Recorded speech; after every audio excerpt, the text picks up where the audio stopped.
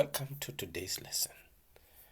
We will be tackling a question paper, the past papers. This time we are looking at grade 12. We are looking at grade 12 of 2020. Mathematics paper 1, 2020. National Senior Certificate. Right. Before you even answer the questions, please, it's important that you have to read the instructions. These are very, very important.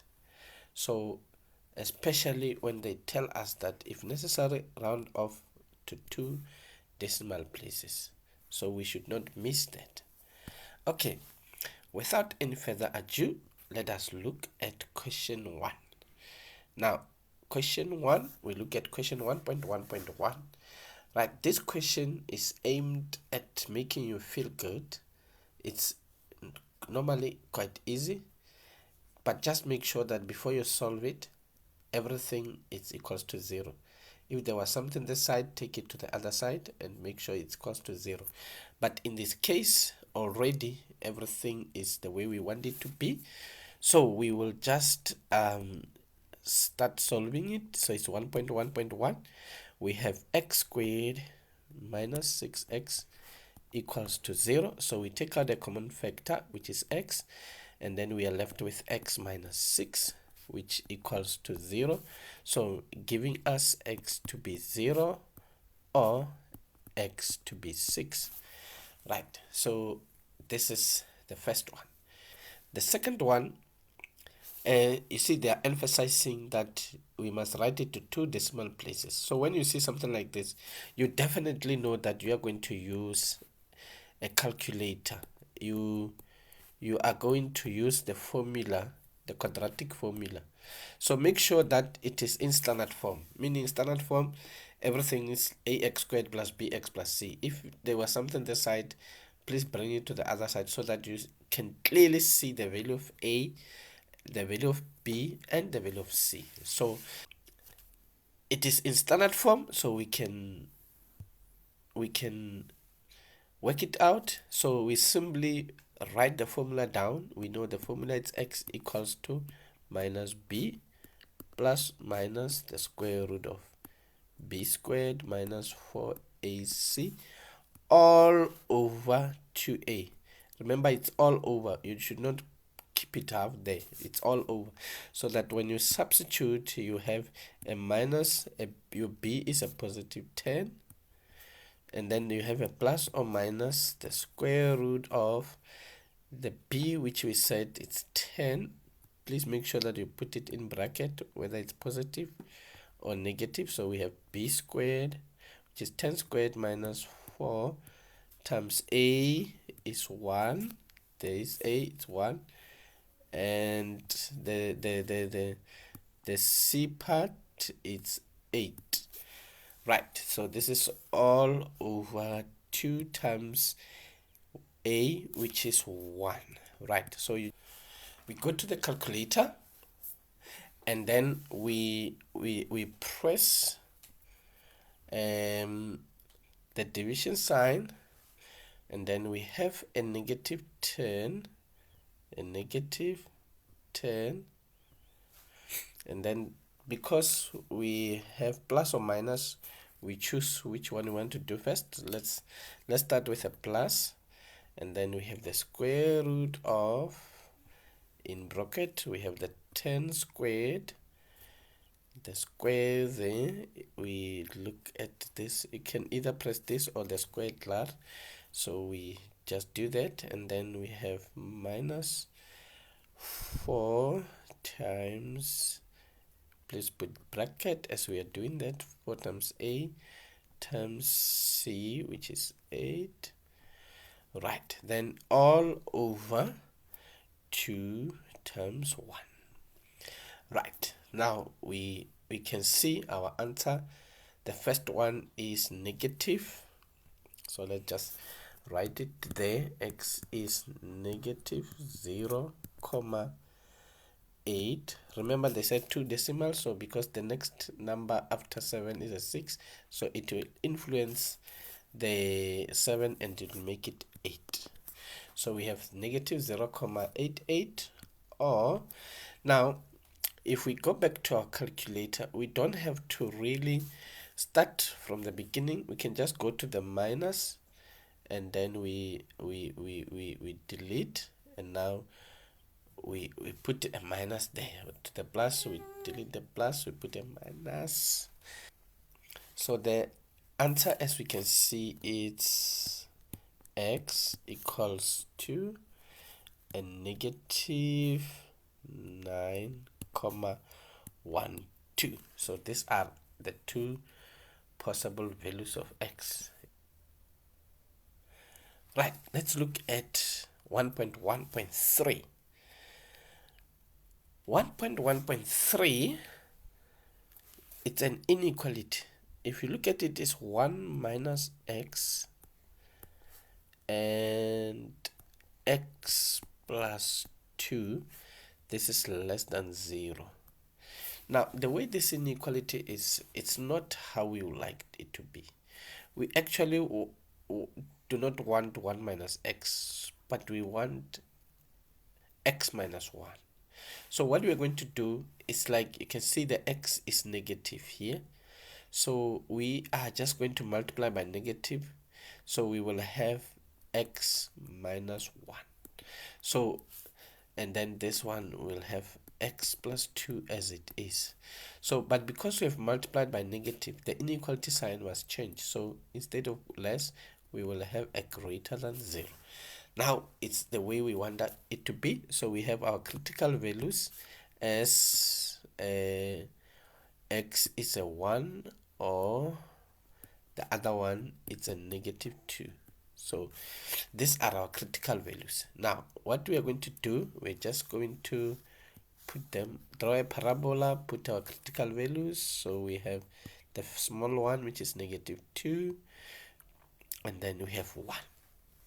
Right, we are looking at the changed, or the last, or inequality, which is greater than. So it means where our graph is drawn above the x-axis or the x line. So it's either from negative infinity up to negative 2, or from 1 up to infinity. Our answer is actually x is less than negative 2, or our answer will be x will be greater than 1.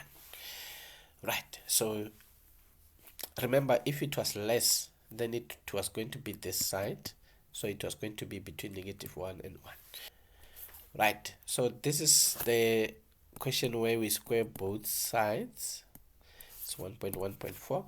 So we square both sides, so we will have this squaring both sides. Right, and then the square will remove the square root. We are just left with x plus 18 on this side, and then this side we will be having x squared, and then 2 times minus 2 times x is minus 4x, and then the square of 2 is plus 4. Now remember, if you can't just come straight to this one, you will have to do your two brackets, split them, have x minus 2 and x minus 2, and then start doing it one by one. X times x is x squared, x times minus 2 is minus 2x, minus 2 times x is minus 2x again, negative 2 times negative 2 is positive 4, and then you'll see negative 2x minus 2x, it gives you the negative 4x. Right, okay, let's continue. So if we take the x from this side to that side, and then the 18 also from this side to that side, we will be having, this side will have a 0, and then on the other side we will have x squared. Now minus 4x minus x, it will be minus 5x, and then 4 minus 18, it will be minus 14. Right, so we can now factorize this. We can factorize, so this is, we have x and x.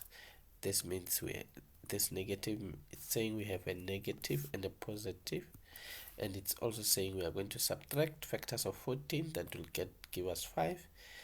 We can see it's 2 times 7, so the 7 will go with the sign in the middle, so it's 7 and 2, so meaning x is 7 or x is negative 2. Right, so every time when we do a question which requires squaring both sides, we should not put the answers and relax. It is very important that we should test the answers. So we are going to test both 7 and negative 2 and check whether they are valid. Remember, the question is square root of x plus 18. So we are going to put 7 on 18. So we will have the square root of we have the square root of 7 plus 18. We want to see whether it's the same as 7 minus 2. Now 7 plus 18 is 25, so the square root of 25 is equals to 5. So this is true. Now let's test the negative 2. So let's test the negative 2. So if we put a negative 2, remember the 7 was fine, so we will take it. Now if we put the negative 2, we have the square root of a negative 2 on x plus 18.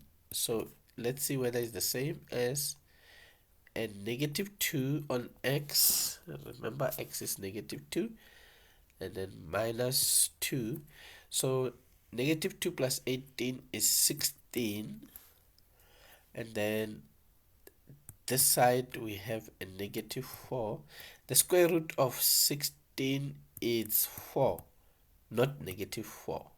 So it means that the negative 2 is not valid. So to show that it is not valid, we are going to cross it out. So it means our answer is x is 7. Right, so we will consider this as equation number 1 and this one as equation number 2. So we create equation number 3 from the easy one, which is the number 1 in this case. Now in number 1, we choose to make x the subject of the formula, or we choose y to be the subject of the formula. So if we make x to be the subject of the formula, we will have x equals to 3 minus y. So making it equation 3. So it means that where we see x, we'll put 3 minus y. It is also very important that we make use of brackets. So we substitute this equation. Let's indicate we are substituting equation number 3 into the one that we did not use, which is equation number 2. So let's do that. So we will have 2.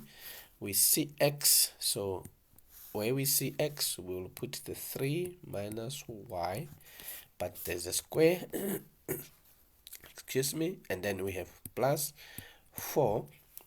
Now we have x, so remember xy is the same as yx, because 3 times 2 is the same as 2 times 3. So we can start with the y to make life easy. On x we put the 3 minus y.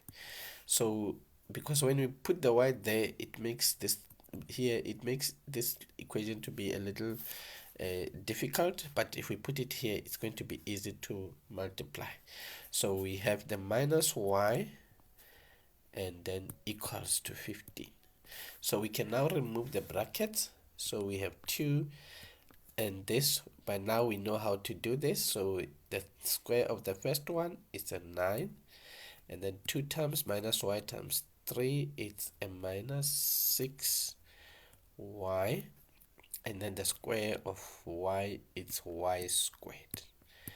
Right, and then removing this one, we have 4y times 3, it's 12y, and then 4y times negative y, it's negative 4y squared, right? And then we have the minus y. We can even take the 15 to the other side, so we have minus 15, which equals to 0. Right. Oh, we still have a bracket here. Let's remove this bracket. 2 times 9 is 18. Minus 2 times 6y is 12y. 2 times y squared is 2y squared. So we have the plus 12y, the minus 4y squared, the minus y minus 15 equals to 0. Okay, let's put like terms together. We have the 2y squared and the minus 4y squared. This will actually give us 2 minus 4 is negative 2, but it's a y squared, and the y's together we have a 12y, and then we have another 12y here, so they subtract each other, but there's another y here, so it means we have a minus y, right? And then the numbers, we have the 18 and minus 15, so it's 18 minus 15, it's actually a plus 3 equals to 0, right? So we can divide by a negative throughout, so we have 2y squared plus y minus 3 is 0, so we can factorize this. We have factors, there is 2y and y, right? So remember, we have a 2 and 1, and then we will have factors of 3, should be 3 and 1, so that when we multiply we have a 2, we multiply we have a 3, so 3 minus 2 is giving us 1. So these are the factors that we want, and the 3 will go with a positive because the y there is positive, so we'll have a, then this one will go with that. So we have 2y, this is giving us one bracket, 2y plus 3, and then y minus 1, right? So it means the y value is a negative 3 over 2, or this y is a 1. Right, now remember we are solving for x and y, so we should not get to this solution and think we are done. We must go back and get the x values. Now remember, we said x is 3 minus y, so we are going to substitute there to get the x value. We say it's 3 minus y. So if we substitute y with a negative 3 over 2, we will have 3 minus the y, which is negative 3 over 2. So you can simply punch this on your calculator, and then there is the answer. We can see there it's 4,5. So we come back and write it 4,5. Remember, you can write it as a fraction. So our fraction is 9 over 2. So it's 9 over 2, or you can write it as 4,5. It's fine, right? So we go back to our next question. Right, so that's the first value of x, and then we go to the second one. So remember, we are saying x is 3 minus y, so now we are substituting a 1. Remember, we substituted a negative 3 over 2, now we must substitute the 1, so it's just 3 minus 1, which is 2. So this was quite easier, right? It didn't really need a calculator. Right, that was simultaneous equation. So it means if you want to pay this, you can say its x value, which is 9 over 2, it goes with the y value of negative 3 over 2. And then we have the other one here, x value is 2 and the y value is 1. Okay, let us look at question number 1.3. Wow, if n is the largest integer for which n to the power 200 is less than 5 to the power 300, determine the value of n. Wow, so what do we have here? N to the power 200 is less than 5 to the power 2, what is it? 300. Excuse me. So this is 300. Now here we want the value of n. So the best thing that we can do here, because we need this n, so we can simply divide both sides, the exponents there, by 200. So we can just simply divide the exponent by 200, so giving us n is a number less than 5 to the power, this is simply 3 over 2. So n is giving us a number less than, so we know that we are going to have many numbers which are less than the answer that we are getting here. But remember, they said they want the largest, so the largest integer. So we need to remember integers are all numbers without fractions. So it means we will be seeing, this one will tell us the largest integer. So let's just go straight to our calculator. We press 5 to the power, so we go to the sign for exponent, and then our exponent is a fraction, so we can go to the fraction sign, and then we have the 3 and then over 2. Right, so we have our answer there. Wow, so our answer is 5 root 5. Okay, let's look at this in SD mode so that we can see what. Okay, so it means that the n is less than 11,18. So if n is less than 11,18, remember we want an integer which is less than 11,18. So we know there are so many, but they want the largest. So the largest integer will be 11. So they said this is an arithmetic sequence. Wow. So we are told that it's arithmetic. So determine the values of x and y.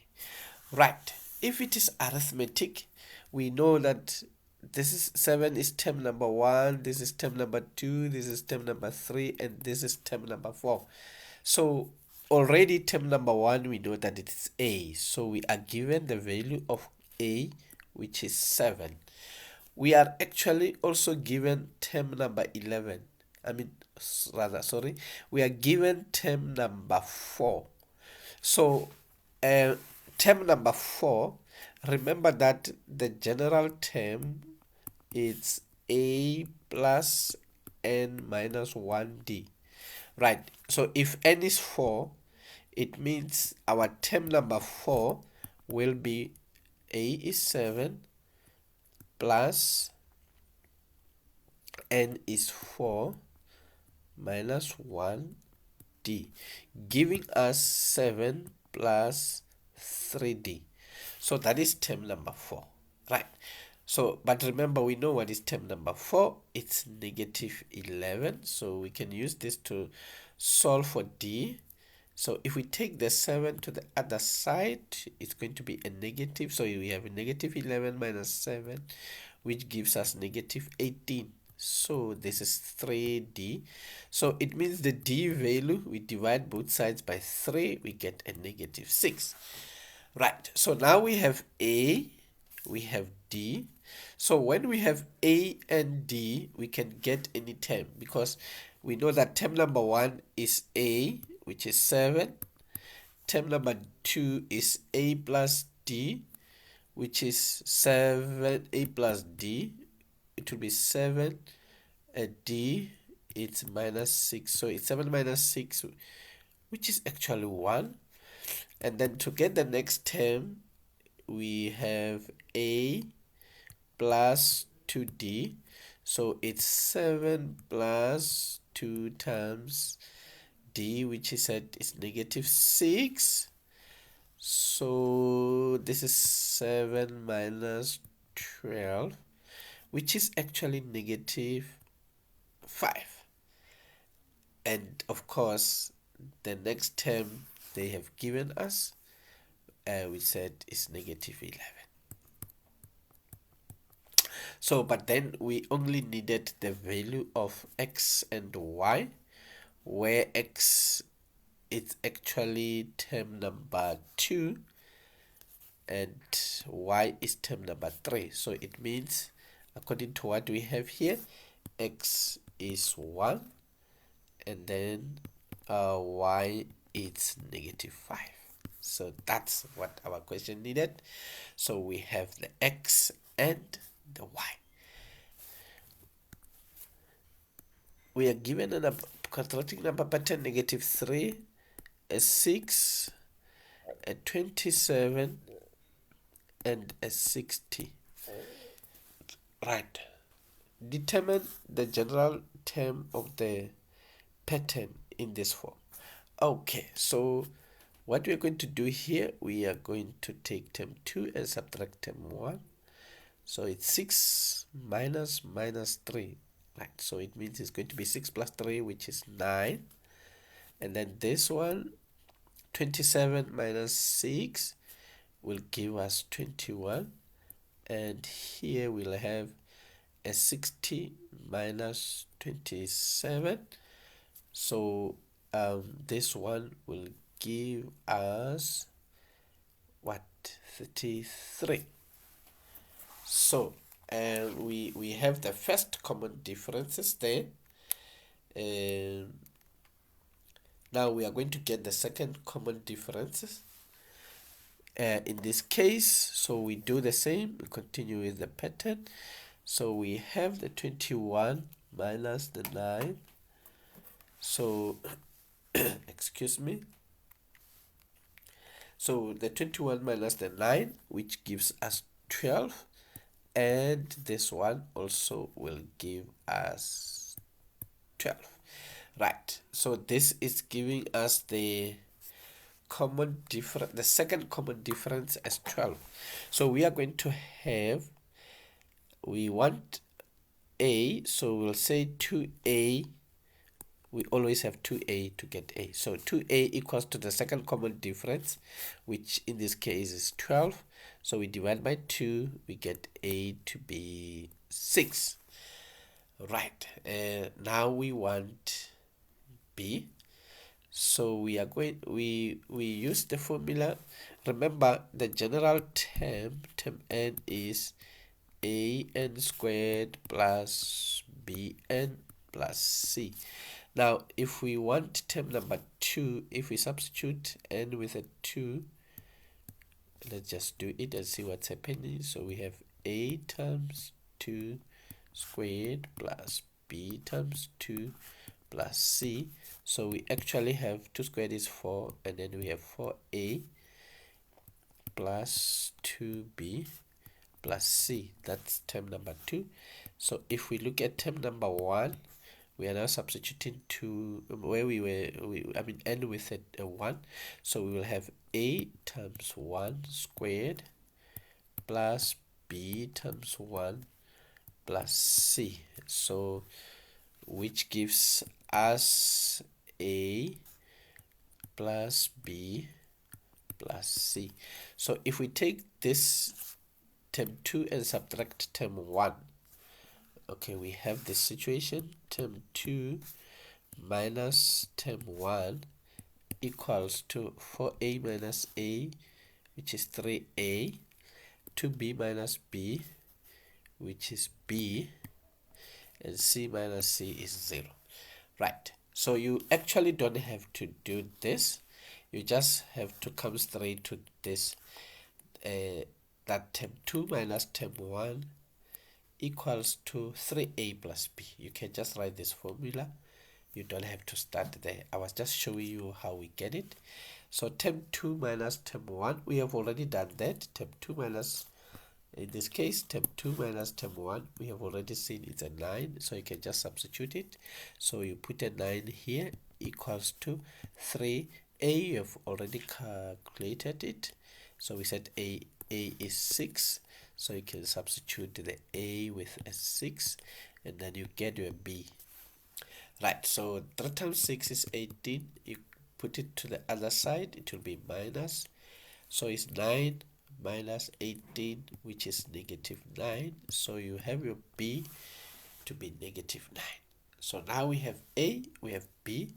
We can use this equation right here, that term 1 equals to a plus b plus c. Right, so we can substitute. We have all this except c. That's what we are looking for. Right, term number 1 is negative 3. So term number 1 is negative 3. So let's have our negative 3 there. A, let's go check a. Where is a? A is 6. A is 6. And b is right here. It's negative 9 plus c. Right, so 6 minus 9 is a negative 3. Wow, the negative 3, when it comes this side, is going to be positive 3, making the value of c to be 0. So it means c is a 0 here, meaning the general term that they are looking for, it's, remember, it's an squared plus bn plus c. So a, we said, is 6. So it's 6 n squared, and the b is negative 9. So we have minus 9n. Wow, so this is our general term. Okay, let's go to 2.2.2. The question says calculate the value of the 50th term of the pattern. So now that we have calculated the general term, which we said is 6n squared minus 9s and 9n, so we need term number 50. So where we see n, we just put 50. So we will have 6 times 50 into 50 squared minus 9 into 50. So this we can simply put it on our calculator. So this is 14,550. So that is term number 50. So that was 2.2.2. So it was that. So it's 2.2.2. Now we go to 2.2.3, which says show that the sum of the first n difference of this pattern can be given by Sn. It's 6n squared plus 3n. So we are going to add the terms of the first differences. Very, very important. Our keyword here is first differences. So remember, this is the first difference, this is the second difference. So it means they want us to add the sum of these terms. Now if we look at these terms, they are giving us an arithmetic sequence. So we are simply going to add the n terms of this arithmetic sequence. Already, if you look at this, the difference is 12 already. So in other words, we have A to be 9 and D to be 12. A to be 9 and D to be 12. So let's look at it. We say we are having A equals to 9. So this is question 2.2.3. A is 9 and D is 12 already. So we want sum n.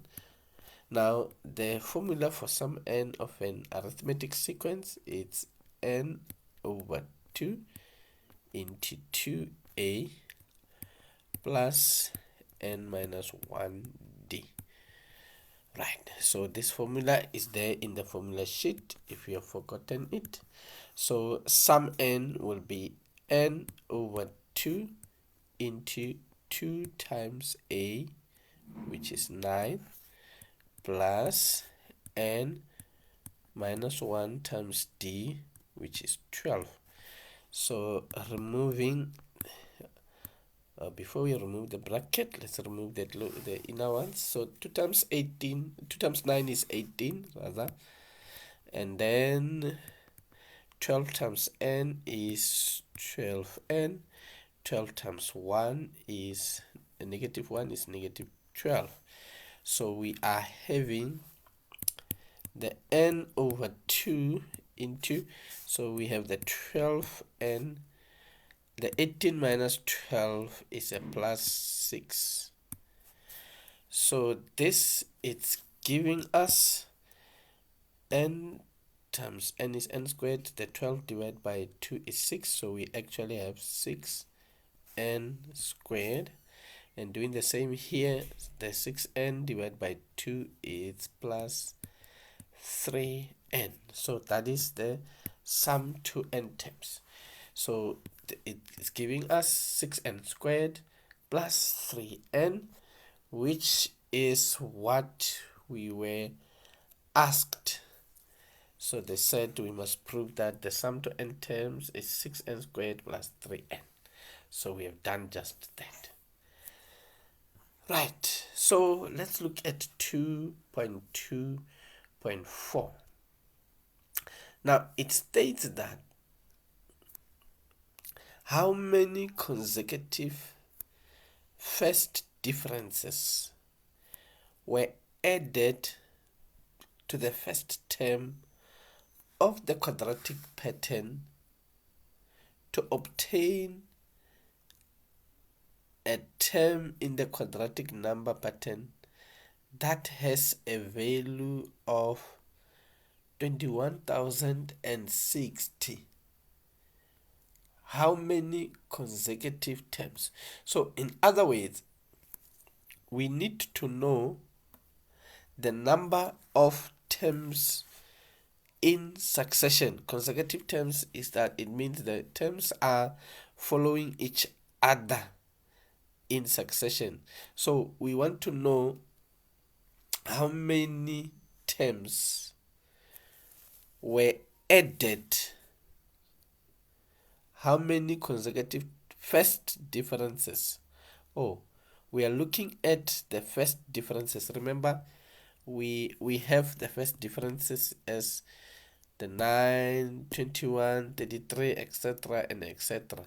So we need to know how many of these consecutive first differences were added to the first term of the quadratic number pattern. So in other words, we are taking the first term of the quadratic number pattern and we add some first differences of this pattern. So, and now we want to know how many that were added to give us this 21,060.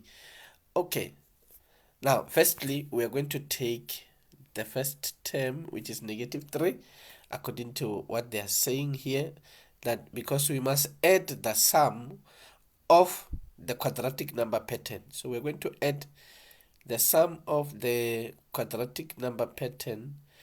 That will give us a value of 21,060. Right. In other words, simply we must have -3, that's they talked about it, plus sum of a number of terms that we are looking for, and this must give us 21,060. So we are looking at this situation there. Right. So let's do exactly that. Right, we are saying from this one, so we are looking at question 2.2.4. so we are saying we are taking a -3 and we are adding sum n, and we must get 21,060. So that's what we must do. Right, already we have calculated sum n in the previous question, so we can substitute. So meaning we actually have -3 plus the sum to n terms, which is 6n squared plus 3n. So we need to get 21,060. Okay, so we can take it that side. We will have a 6n squared plus 3n, and then when this one comes this side, it will be negative, so it's going to be minus 21063, so which is equals to 0. And then right, now we can get the values of n.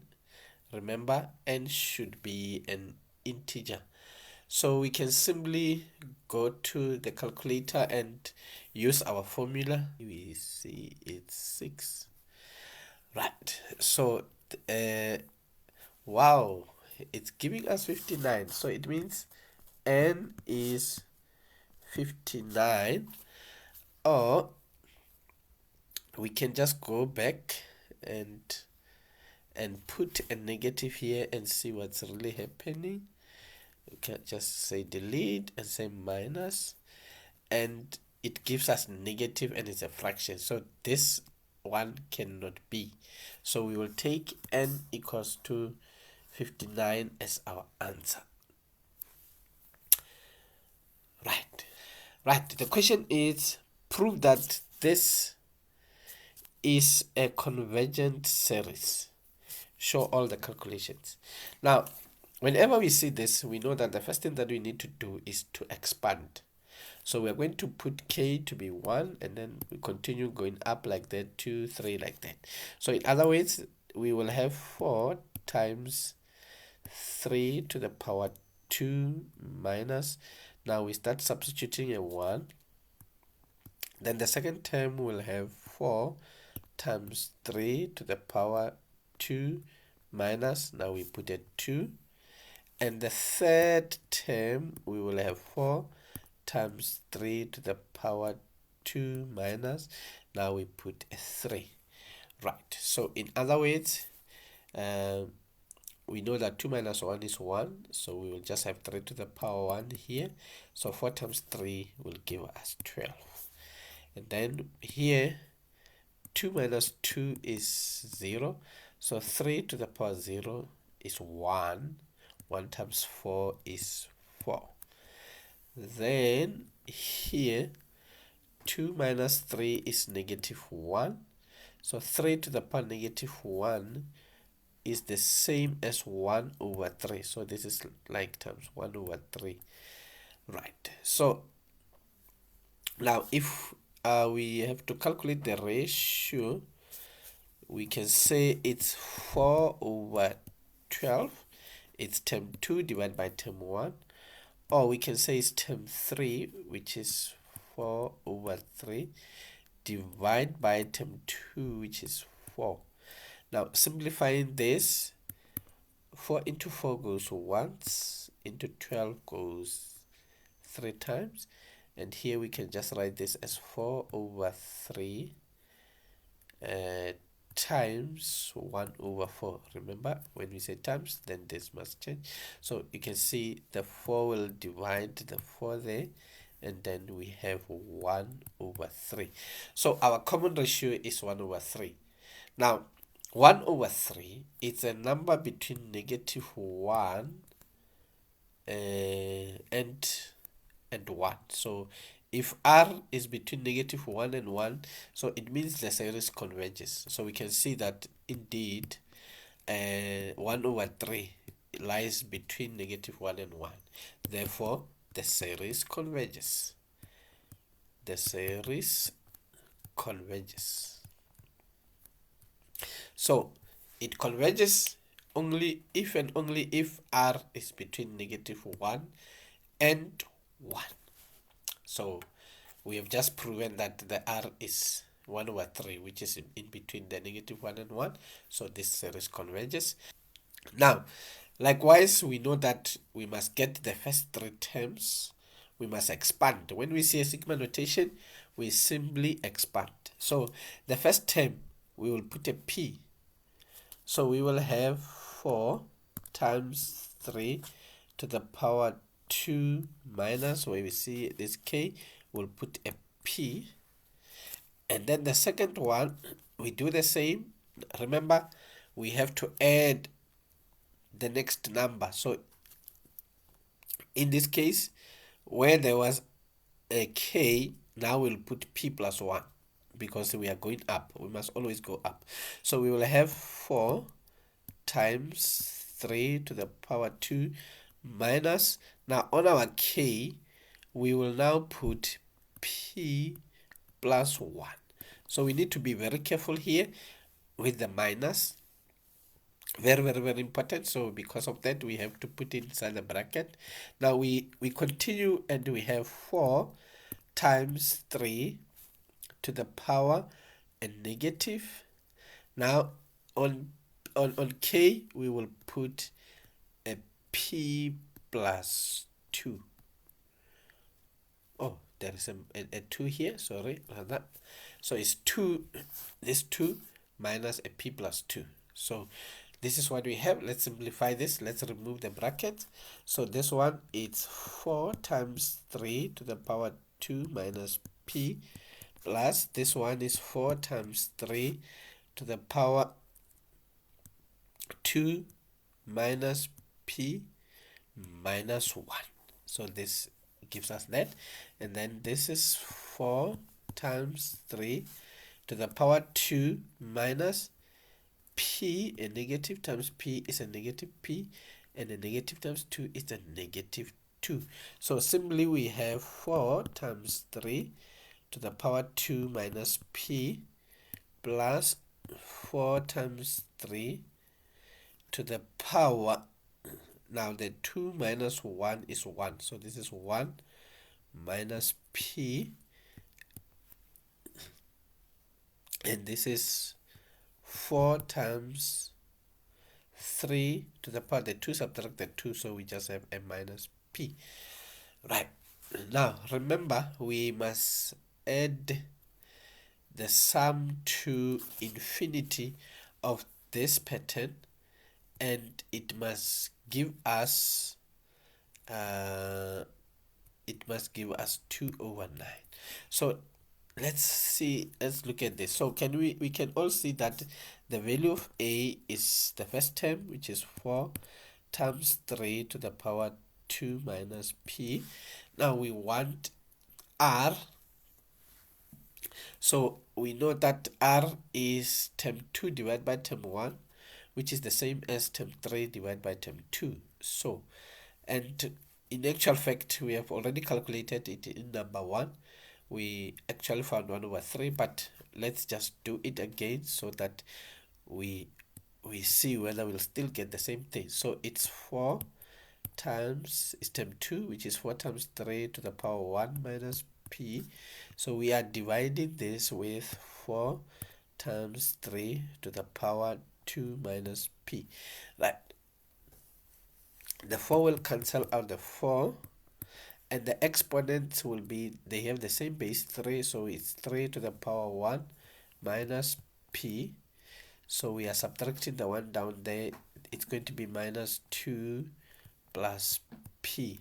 Now we can see that the p will subtract the p, and the 1 minus 2 is actually a negative 1. So we are not surprised to get r to be 1 over 3, because actually we have already calculated it. Now the formula for sum to infinity is a over 1 minus r. Right, so you need to check out these formulas. So our a, we said it is 4 times 3 to the power 2 minus p over 1 minus r is 1 over 3. Right. So but we have been given that this sum, it's actually giving us a 2 over 9. In our question, they have indicated that the total must be 2 over 9. So we can simply put 2 over 9 on the sum infinity. So it's 2 over 9. So working out this is simply, we have 4 times 3 to the power 2 minus p over 1 minus 1 over 3. It's actually 2 over 3. So 4 divided by 2 over 3, it's actually 12 over 2, which is 6. So we have a 6 times 3 to the power 2 minus p. So we said this is 2 over 9. We can multiply both sides by 6. So if we multiply this by 6, not multiply, rather we divide both sides by 6. So if we divide both sides by 6, so it's like multiplying by 1 over 6 divided by 6, or multiply by 1 over 6, the same thing. So we will have this side, we have 3 to the power 2 minus p. Here 2 into 6 goes 3 times, so we will actually have 1 over 3 times 9 is 27. So we have 1 over 27.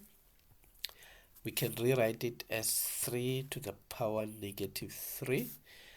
This is 3 to the power 2 minus p.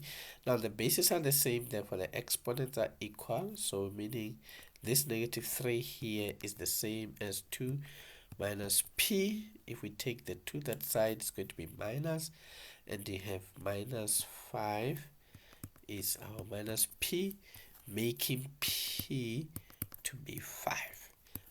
Right, so the value of p is 5. Right, question 4, we are given a hyperbola function. H and x is negative 3 over x minus 1 plus 2. Now, going straight to question number 4.1.1, write down the equations of the asymptote of h. So we know that actually it's this one and that one is the one and number 2, but please write them down as equations, and equations should have equal sign.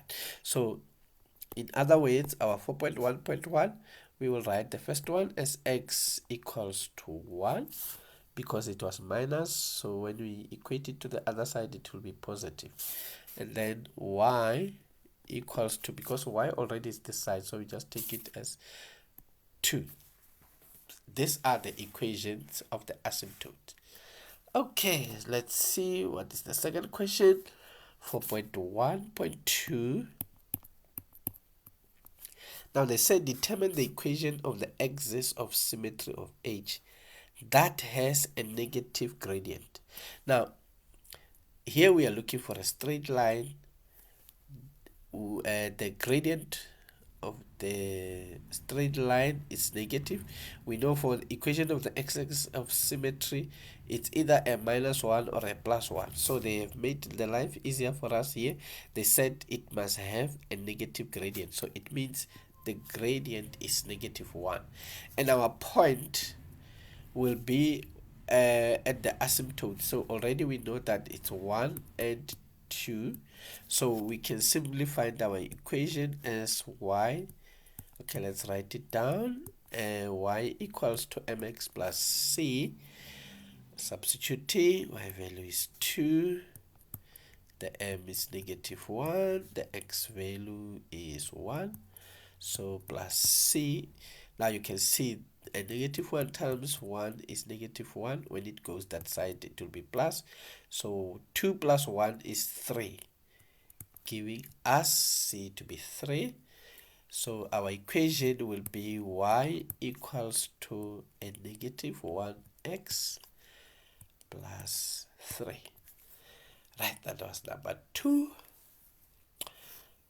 Number 3, sorry. Sketch the graph of h showing the asymptote and the intercept with the axis. Okay, we can work it out here. We want to sketch. We already have the asymptote, so let's get the axis. The y-intercept, x is 0. So we are going to put a 0 on x. Therefore, the y will be a -3 over 0 minus 1 plus 2. The y-intercept, we said it's actually a -3 over -1 plus 2, which is actually a 5. So in other words, our graph is cutting the y-axis at 5. Let's look at the x-intercept. We know that the y value is 0, so we put a 0 on y, so we will have 0 equals to a -3 over x minus 1 plus 2. So if we take the 2 to the other side, we are going to have a -3 over x minus 1 equals to a -2. Can multiply both sides by the LCD, or you can even cross multiply. So we have -2 times x is -2x, -2 times -1 is +2 equals to a -3. So -2x equals to a -2. It comes that side is -2, and -3 it's actually a -5, giving us x to be divided by a -2 both sides, so it gives us 5/2. So we have now all the tools we want or need to draw the graph. So we will do that. Let's draw the graph. We have the asymptotes. Let's start with the asymptote. Our asymptote is at x is 1 and y is 2. So x is 1, so we can have a 1 there.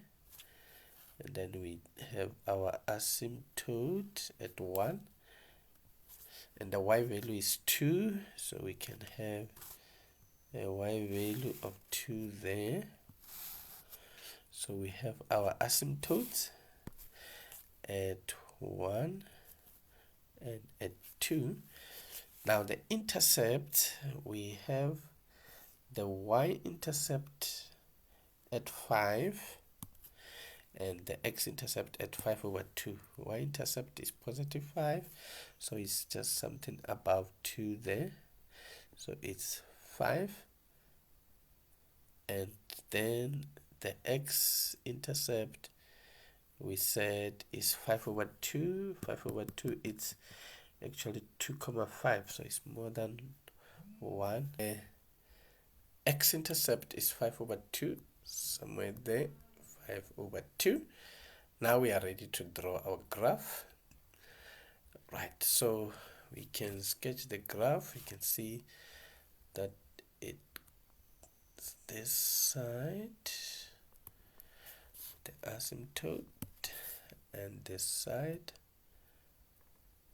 So that is our graph. It must not touch the asymptote. Even here, it must not touch the asymptote. Right, so that is our graph. It shows all the asymptotes and the intercepts according to what they wanted. Now 4.2, we're given a graph of f and a graph of g. So the f is a half into x plus 2 all squared minus 8, and the g is 1/2x plus 9/2. So the f, as we can see, it's actually a parabola, and the g is a straight line. So we can see the two graphs have been drawn for us nicely. So they are telling us that A is the turning point of f. So this is our turning point. The axis of symmetry of f intersects the axis at E. So this is the line for the axis of symmetry. So it is intersecting there at E. Right. So now we are also given that C is the y-intercept of both f and g. So we have the y-intercept there. Right, let's go straight to the questions. Now, number 1, write down the coordinates of A. You know, when they say write down, it means write down, no calculations. So we just have to write it down. 4.2.1, coordinates of A. Why are they saying write it down?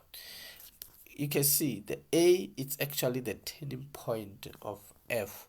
So when the equation is written in this format, to get the turning point, we don't have to worry. So we just solve for x here. So we say x will be -5 because it's a +5, so it will be minus when it goes to the other side. And then y value is the one that we see here, which is -8. So that is why they just say write it down. So we just wrote this down.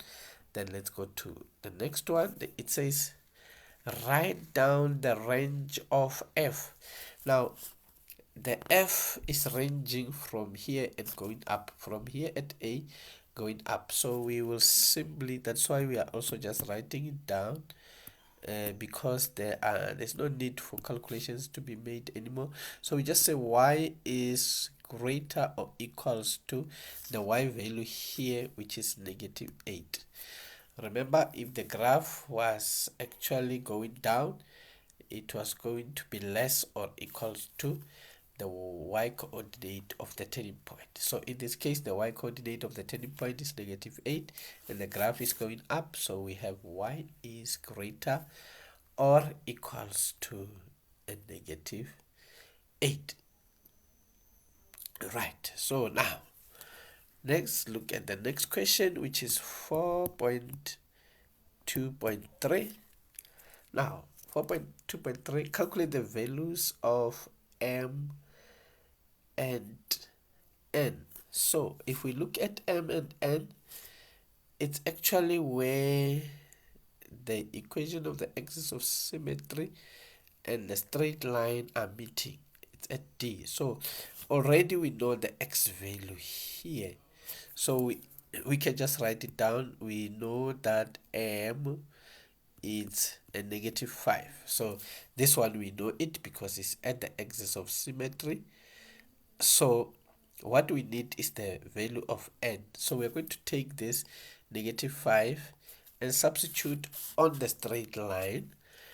And our straight line, we were given that it is y equals to, let's look at our straight line, it's 1 over 2x plus 9 over 2.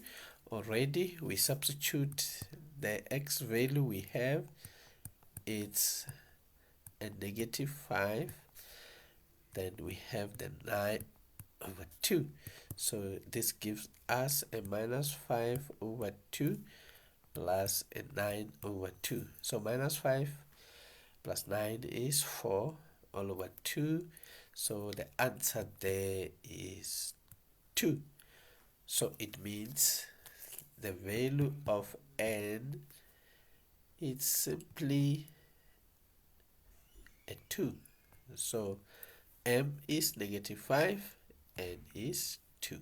So those are the values of m and n. Right, now we want to calculate, that is the next question, 4.2.4. We are going to calculate 4.2.4. We calculate the area of OCDE, area of OCDE.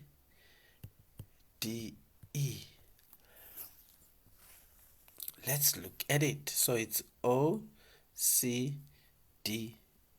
So we want to calculate the area of this quadrilateral here. The area of this quadrilateral here. Right. If we look at this quadrilateral, we can simply say it is actually a trapezium, because this line OC and OD are parallel. So OC is parallel to OD and OE is our height. So we can treat this as a trapezium and use the formula for a trapezium. Alright, so in other words, for the area, we will simply say it's a half multiplied by the sum of the parallel lines. So OD is parallel to OC, so we'll add those. OC plus DE. OC plus DE multiplied by our height. In this case, our height will be OE. So times OE. So it means to get the area of this quadrilateral, all we need now is to know the lengths of OC, DE, and OE, and we substitute them here. Right. Already we have calculated. We know that at E, the coordinates of E obviously is negative 5 and 0, and at D, the coordinates of N and M, we said that M is negative 5 as we know, but what is important is N is 2. So it means from this E to D, it's a 2 units.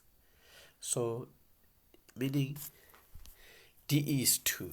So we're going to put 2 on DE. So the area will be half into, we know that the DE is 2. That's what is we have there. Let's look at the others. We want OC. So we can see that at C, we have the intercept. It's the intercept of both the X and the Y. So we can see it's actually, if we just look at the straight line, we know that it's 9 over 2. So which is actually 4,5. So therefore it's giving us that OC is 4,5. So we will simply put 4,5 here. Now we want OE. So OE is given or we already know that this is -5. So the distance from O to E will be 5 units. So we are going to just plug in the 5 there. Right, so now that will be our area. So we can simplify it further first. So it's half times 5. It's actually and then this is 6,5. So we can multiply 2,5 times 6,5. This will actually be 65 over 4, or 16,25. Right, so we can use a calculator in order to get this answer there. So but this is the area of the trapezium, so you might as well use that. So now if you don't know how to work this out,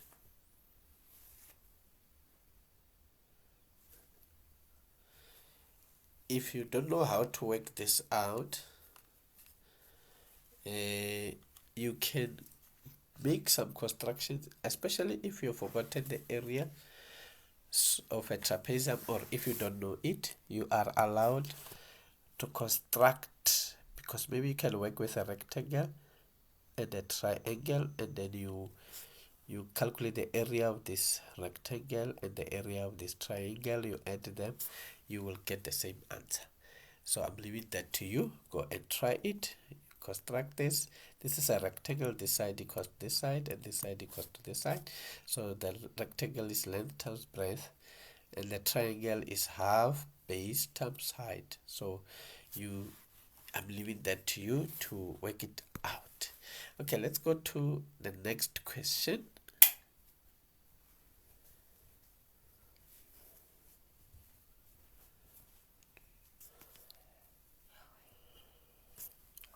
(4.2.5). So they're saying that determine the equation of the inverse of G in the form y equals to, right? Simply the inverse. Remember, the G graph was y equals to, let's look at it quickly. The G graph y equals to half x plus 9 over 2. So we will write half x plus 9 over 2. So to get the inverse, the first thing that we do is to exchange x and y. So we'll say x equals to 1 over 2 y plus 9 over 2. And now we are going to make y the subject. We can simply multiply everything by 2 first. So we'll have 2x equals to y plus 9. So making y the subject, we'll take 9 to the other side. So we will have y equals to 2x minus 9. So that's our inverse. So this is the answer that they are looking for. Okay, so let's look at the last question of this question, which is 4.2.6. Now they're giving us h. They're saying h is the inverse of g plus k. So they're saying this is a tangent to f. Determine the coordinates of the point of contact of h and f. Okay, so let's try to write h. So h is the inverse of g, which we just calculated it to be 2x minus 9. So we will have it as 2x minus 9 plus a certain k. So they are saying this is a tangent to f. Right, remember, when we calculate a tangent, the equation of a tangent, the first thing that we need is a gradient. So if we look at f, I think we have to rewrite the equation of f nicely so that we can be able to differentiate. So f it's actually y equals to, what is this? 1 over 2 into x minus x plus 5. So it's 1 over 2 into x plus 5 all squared, and then minus 8. Right, so we will simply rewrite this equation. So it's 1 over 2 into, what is this? It's x squared plus 10x plus 25. So minus 8.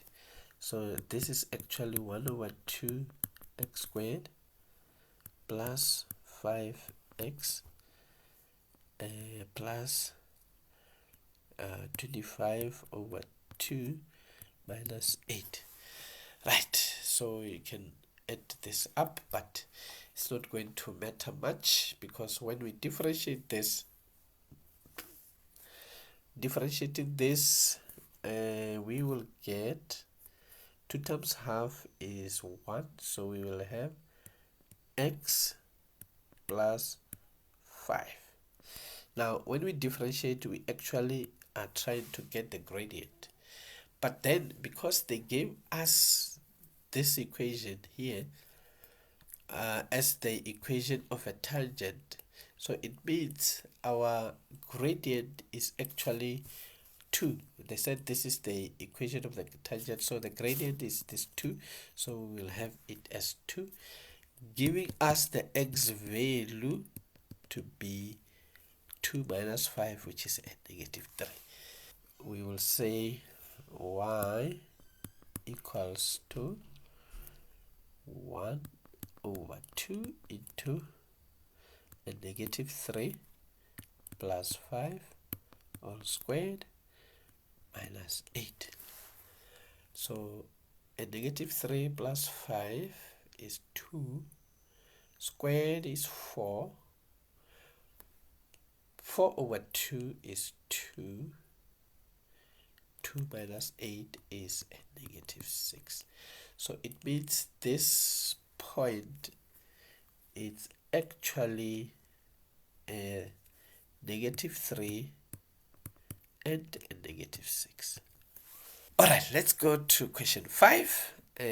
Number 1, write down the coordinates of A. So A, this is 5.1. A is the y-intercept, so we know that x value is 0. So 3 to the power 0 is actually 1. So we know the coordinates, therefore will be x value is 0. We always start with the x value, and the y value is 1. So that's why they said write it down, so you don't actually have to do any calculations. So looking at 5.2, they're saying determine the coordinates of B. Now we are going to determine the coordinates of B. So on B already we have the y value, which is 9. So we are looking for the x value, so we are going to substitute y equals to 3 to the power negative x. So the y value is at 9, so we'll put a 9 there, and then 3 to the power negative x.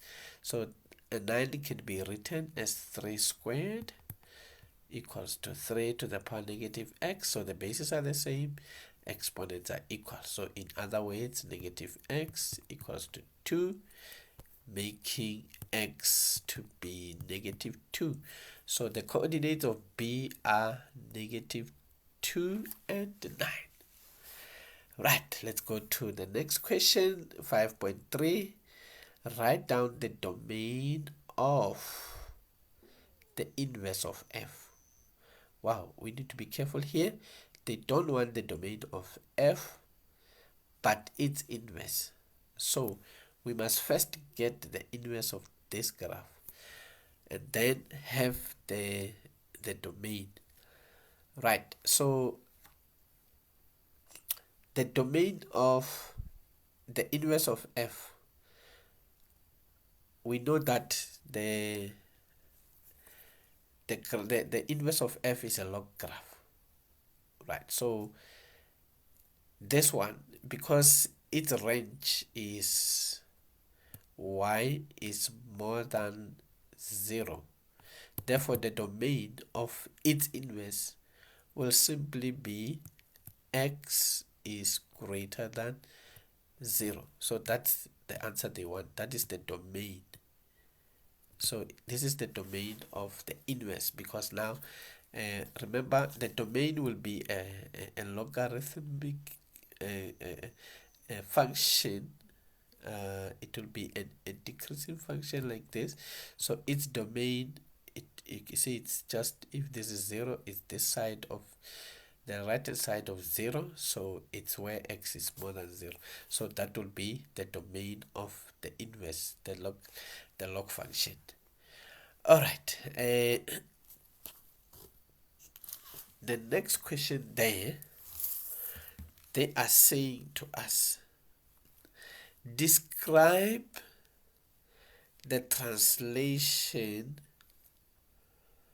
from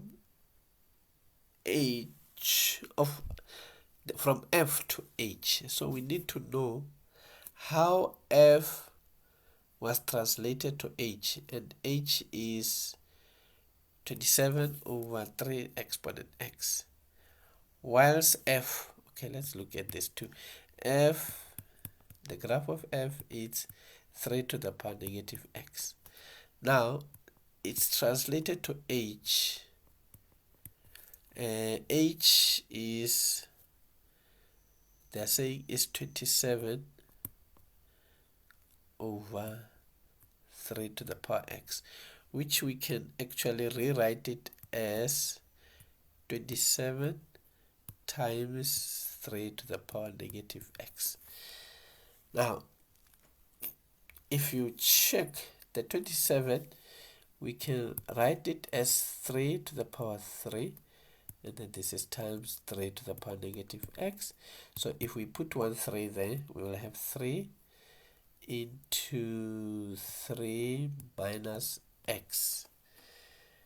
Right, so we can rewrite this. If we want to start with the x, we can say this is 3 to the power negative, so this is x minus 3. So this is our h. Now we were at 3 to the power negative x, we are going to 3 to the power negative into x minus 3. So this graph, actually, you can see it has shifted 3 units to the right, because you must know, to the left we add, to the right we subtract. So because we have subtracted here, then it means we went to the right. So it's a shifting. So let's just say f shifted about 3 units to the right. To the right. 5.5. Wow. Determine the value of x for which h is less than 1. Oh, okay. Here's our h. So meaning we can simply rewrite it and say 27 over 3 to the power x is less than 1. Okay, so meaning we can just multiply. We'll say 27 is less than 3 to the power x. So if we rewrite this, we'll say we said this is 3 to the power 3 is less than 3 to the power x, making it to be, bases are the same, so 3 is less than x. That is, x is more than 3. Question 6.1. On 31 January 2020, Tsepo made his first monthly deposit of 1,000 into a savings account. He continued to make deposit of 1,000 at the end of each month up until 31st January 2032. The interest rate was fixed at 7.5 per annum compounded monthly. Okay, what will the investment be worth immediately after the last deposit? Okay, let's see. Tsepo was making deposits of 1,000. So he was depositing 1,000 every month. So if it's every month, so it means we are going to have to use this formula for future value, which is x into 1 plus I exponent n minus 1 all over I. Right, now according to this question, we can see that the x is 1,000, was depositing 1,000 every month, and the I is also obvious, it's 7.5% per annum compounded monthly. But what is not so obvious is the n. Let's try to calculate the n. Now, he started on the 31st January 2020. So let's try to look at this 31st of January 2020. Okay, now is going to withdraw on the 31st January 2032. Wow, 31st again January 2032. Now we need to understand here that okay, if we look at this 32 minus 20, it's giving us 12 years. It's giving us 12 years. So now, but then if it must be the end of the year, remember it started from the 31st of January 2020. So a year will end, or his 12th year will end on the 31st December 2031.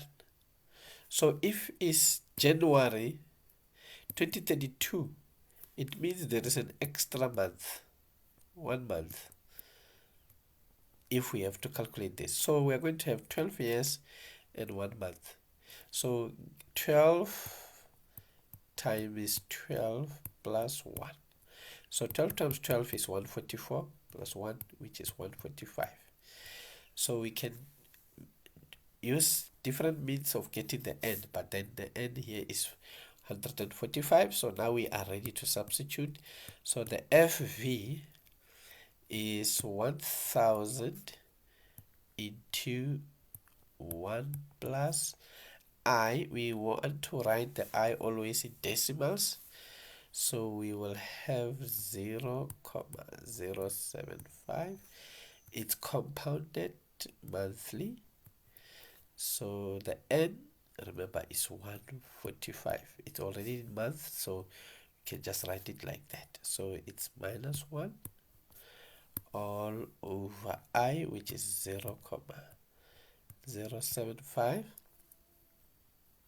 and then we must divide it by 12.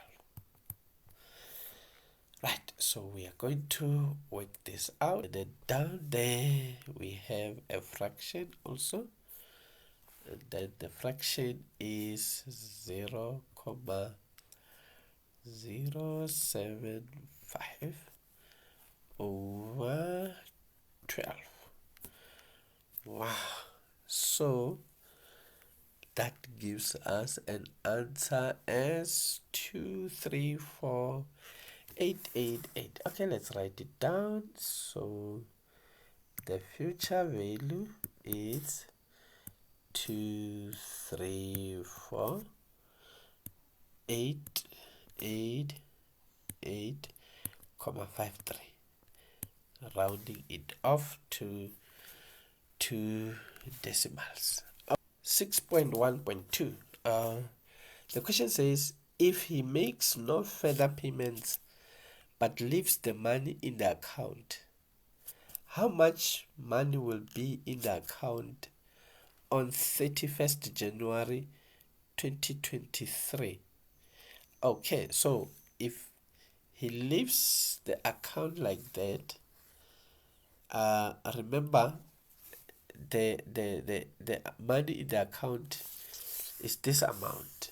So if he leaves the account, it means now we are using this equation because nothing is happening monthly. So this one is when you just put the money once and then it grows like that. So it means we have 2, 3, 4, 888, 888, 53, and then into 1 plus the I, we know that it is 0,075 over 12,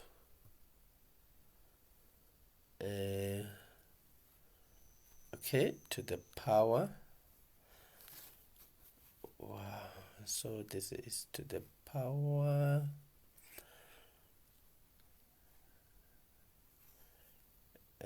to the power 12. So we said our n is 12. It's just 12 months. So if it is in months, we don't have to worry, we just write it there in months. So our answer is, as we can see it on the screen, is 2, 5, 3, 1, 2, 3, comma 5, rounding it off, it will have 5, 4, because it's a 4, 3, 7, so it influences that.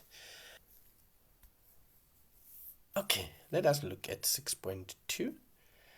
Now they say Jim bought a new car for 2,500. The value of the car depreciates at a rate of 22% per annum annually according to reducing balance method. After how many years will its book value be? 92,537 rand 64. Right. So it is so clear that they say we must use the reducing balance method. So meaning we will have to use this formula: A equals to P into 1 minus I exponent n. So this is the reducing balance. So now in this case, the original amount, let's substitute. We have the original amount, and then we have the final amount, and then we have the percentage, which is 22%. So we want the n. So the A, which is the final amount, will be 92,537 rand 64, while the original amount will be 250,000. So the car originally was valued at 250,000. So that P is for the original amount or the initial amount. Then A is the value after. So this is the value after the car has depreciated after some years. So that's what we are going to find out. So we will have 1 plus or minus the I. We have been given that the I is actually 22%. Wow, okay. So it's 22%, which is the same as 0,22. So remember, it's per annum annually, so if we have to divide, we'll just divide it by 1, so it won't make any difference. So we will have an n there. Right, so we are going to divide both sides by 250. Okay, we are going to first divide this, and then we have 92537,64, and we divide that by 250,000. Right, so this is the other side. So we have actually 0.37015056. We don't want to be rounding off too early, so this side we have 1 minus 0.22, 1 minus 0.22 is 0.78 to the power n. So when it is like this, we can introduce the log. So we say n is log, the base is 0.78 and the number is 0.37015056. So we can use the log with the base and the number, or you can put logs both sides, both of the base and the number. So let's actually use this log here. It has base and the number, so the base is 0.78, whilst the number is 0.3701 5056. Right, so and we can see there, therefore it means that the n is 4. So it means n is 4. So this will actually take 4 years. So we can say it's 4 years. Let's look at 6.3. Now 6.3, it's saying that Mpho is granted a loan under the following conditions. Number 1, the interest rate is 11.3% compounded monthly. The period of the loan is 6 years. The monthly repayment of the loan is 1,500. Her first repayment is made 1 month after the loan is granted. Now calculate the value of the loan. So a loan is a PV. So we know that the PV is x into 1 minus 1 plus I exponent n. So this n is negative. So all over I. So that is the formula for loan. So let's check what is given or what we have here. So it's paying 1,500. So it's 1,500. That is x. And then the I is 11.3%. So if we write this in decimal, 11.3, we will have 0.113 compounded monthly. So it will be over 12 to the power for how long? 6 years. So we will have n as 6, but let's not forget to multiply all over I, which is 0.13 over 12. Right, going back to our calculator, Let's see what do we have on our calculator, so we can punch this straight from the calculator. So we have 1500 into 1 minus, open another bracket, 1 plus a fraction is 0,113 divided by 12, and then to the power, right, so this is to the power, oh, it's a -6 times 12.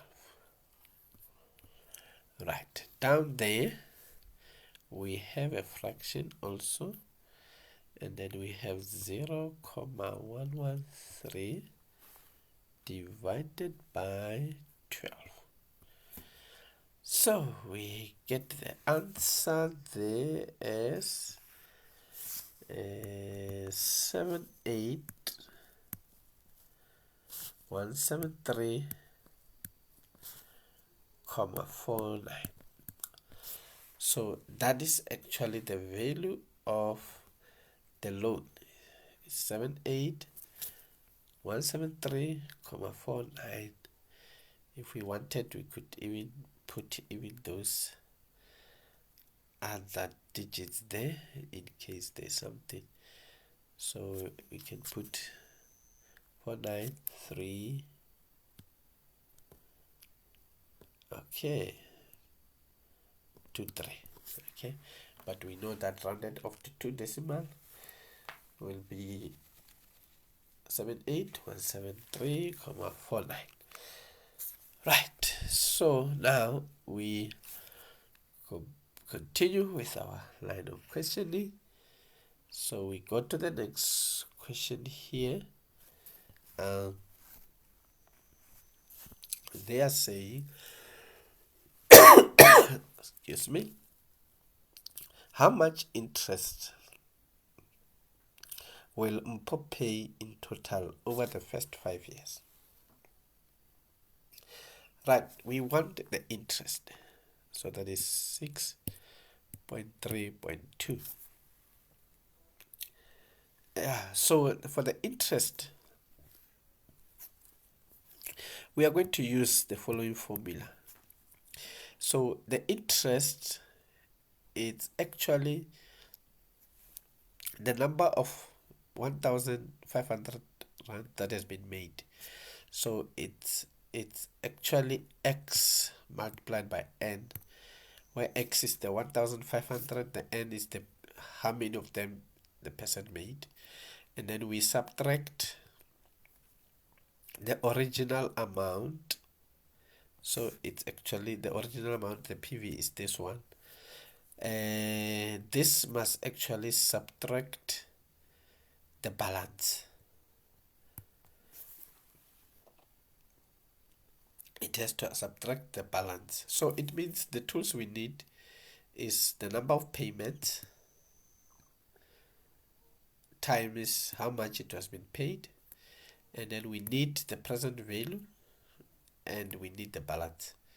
So at the moment, the present value we have, this is the present value. The number of payment also, we can have the number of payments we can also have, because they said it's after 12, what is that, first 5 years. So it means it's 5, the n is 5 times 6 times 12, and the amount that was being paid was 1,500. So it means this two is easy, so we need to really calculate the balance. Let's calculate the balance. So the balance is, we can use the formula, it's x into 1 minus 1 plus I exponent negative n all over I. So if we substitute, we will have x is 1500 into 1 minus 1 plus I. We have been given that it is what? 0. What is I? 11.3%. So giving us 0.113 over 12 to the power n. Oh, the n. We need to really talk about the n. So it's over 0.113 over 12. Now I want us to talk about this n here. So they are saying we are calculating the balance after the first 5 years. Now for the balance we need to put down the remaining. So remember, it was the loan period was 6 years, and now here it's after the first 5 years. It means only 1 year remaining. So that's what we are going to put on the balance. So we will only have 1, but because it's in years, so we can multiply it by 12. Right, so let us therefore go back to our calculator and check what is the balance. What is the balance? Sorry. Okay, let's see the balance. We are saying we will have our division sign, and then we have 1500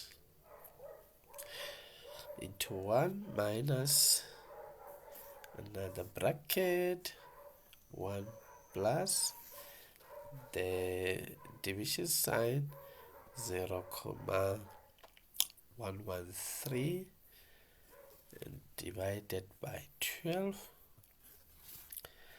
to the power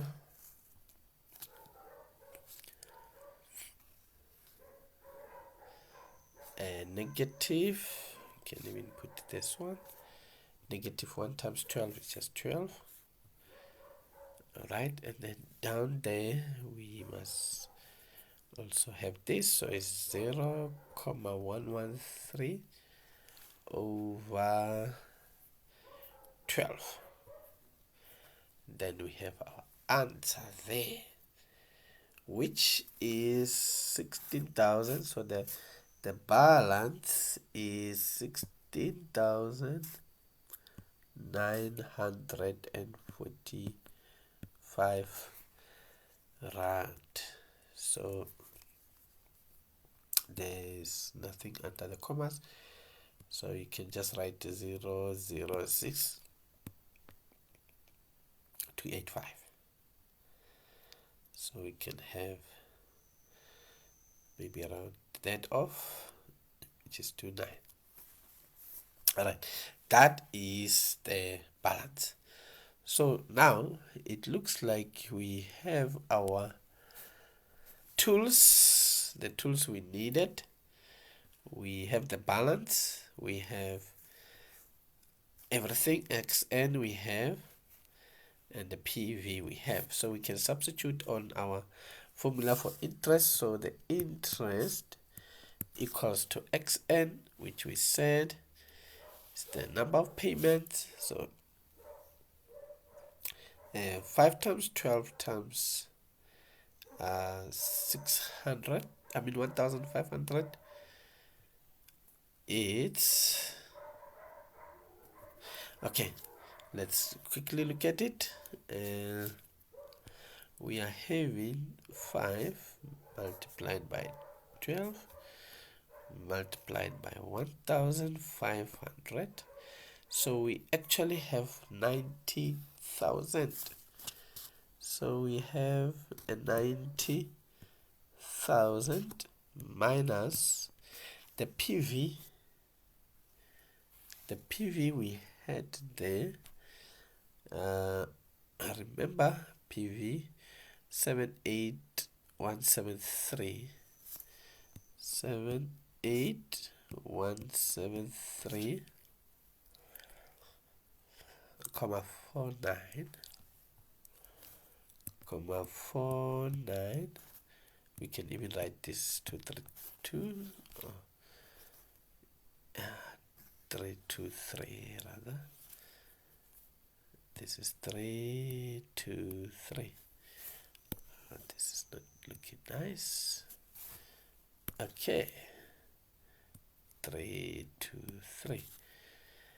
Okay, so this is subtracting the balance. So the balance is 16,945. So there's something there, 0, this is 629. Okay, let's see now what do we have there. Okay, let's punch our calculator. We have the 90,000 and we subtract, wow, two things. So the first one is 78,173. There's a comma 49323 minus 16,945. It's actually, there's a comma 00, which is not really giving us anything. That's 629.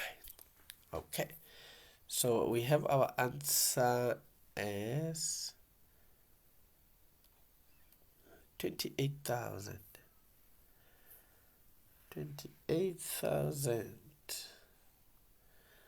What is that? So it means the interest is actually 28,771, comma, rounding off to 2 decimal is the last answer, so it's 51.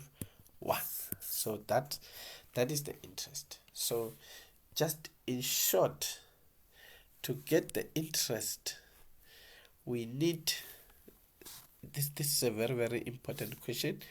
We need the duration, which is n, multiplied by the payment. So in this case, n was 60, it's 5 times 12. They said the interest after 12, after 5 years, so it's 5 times 12. That was your n. And then x is the amount, the monthly payment. So this is what we need when we calculate interest. And then we need the present value, the loan amount.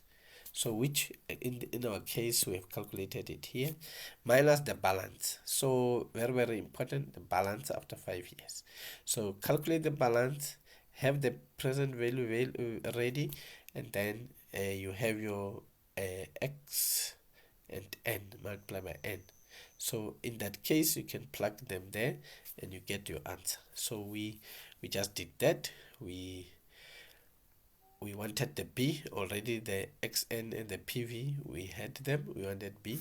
So we, using the present value formula, we substituted, and then we got this balance. Now we were able to plug it on our formula, and then we got this answer there. 7.1, determine f prime x from first principle. Okay, so we have f at x is equals to 2x squared minus 1. Now we want the f at x plus h. So meaning where we find x, we put x plus h. So this is 2 into x plus h all squared minus 1, working it out, this is 2 into, this is actually x squared plus 2xh plus h squared minus 1, giving us 2x squared plus 4xh plus 2h squared minus 1. Now f prime x, it's actually the limit, this is the formula, as h approaches 0 of f at x plus h minus f at x all over h. So this is the formula. We are going to substitute. So this is actually the limit as h approaches 0 of f at x plus h. We have already calculated it there. It's actually 2x squared plus 4xh plus 2h squared minus 1, and then we subtract the f at x, which is 2x squared minus 1, so it's going to be minus 2x squared. The minus will be plus, or we can just write it 2x squared minus 1, and then we'll remove the bracket properly. So all over h. Right, so this is actually the limit as h approaches 0 of 2x squared plus 4xh plus 2h squared minus 1 minus 2x squared plus 1. So this is all over h, and this is giving us the limit as h tends to 0 of 2x squared plus 4xh plus 2h squared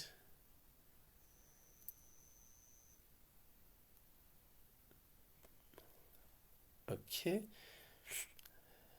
Actually, there are some things that are subtracting each other here. The negative 1 subtract the positive 1, the negative 2x squared subtract the 2x squared, so we actually have this is being subtracted. We don't have to rewrite it, so we are only left with 4xh plus 2h squared. So this is over h. Right, so now what we're going to do, we are going to take out the common factor of h on top there, and then we are left with 4x plus 2h. Right, so this is over h. So this is, now the h will cancel the h, and then we are left with 4x plus 2h. Now when we turn h to 0, remember we must actually turn h to 0, so we will have 4x plus 2 times 0, giving us an answer of 4x. Right, that's doing the derivative when using the first principle. So our answer will just be 4x. Right, so before we continue, I just want to highlight that as we work this out, avoid the following mistakes. Some learners will put the equals to just after the lim when h tends to 0. Please avoid that, because the limit, the equal sign must always be just before the lim. So, and then sometimes some learners will not write this lim as h tends to 0, they'll just write equals to. So this is very, very important that you keep on writing this lim as h tends to 0, lim as h tends to 0. So you continue doing that way, then you will be fine. Let us look at question 7.2.1. Now, it's saying here they want to divide the x of the fifth root of x squared plus x cubed. So let's look at this. We have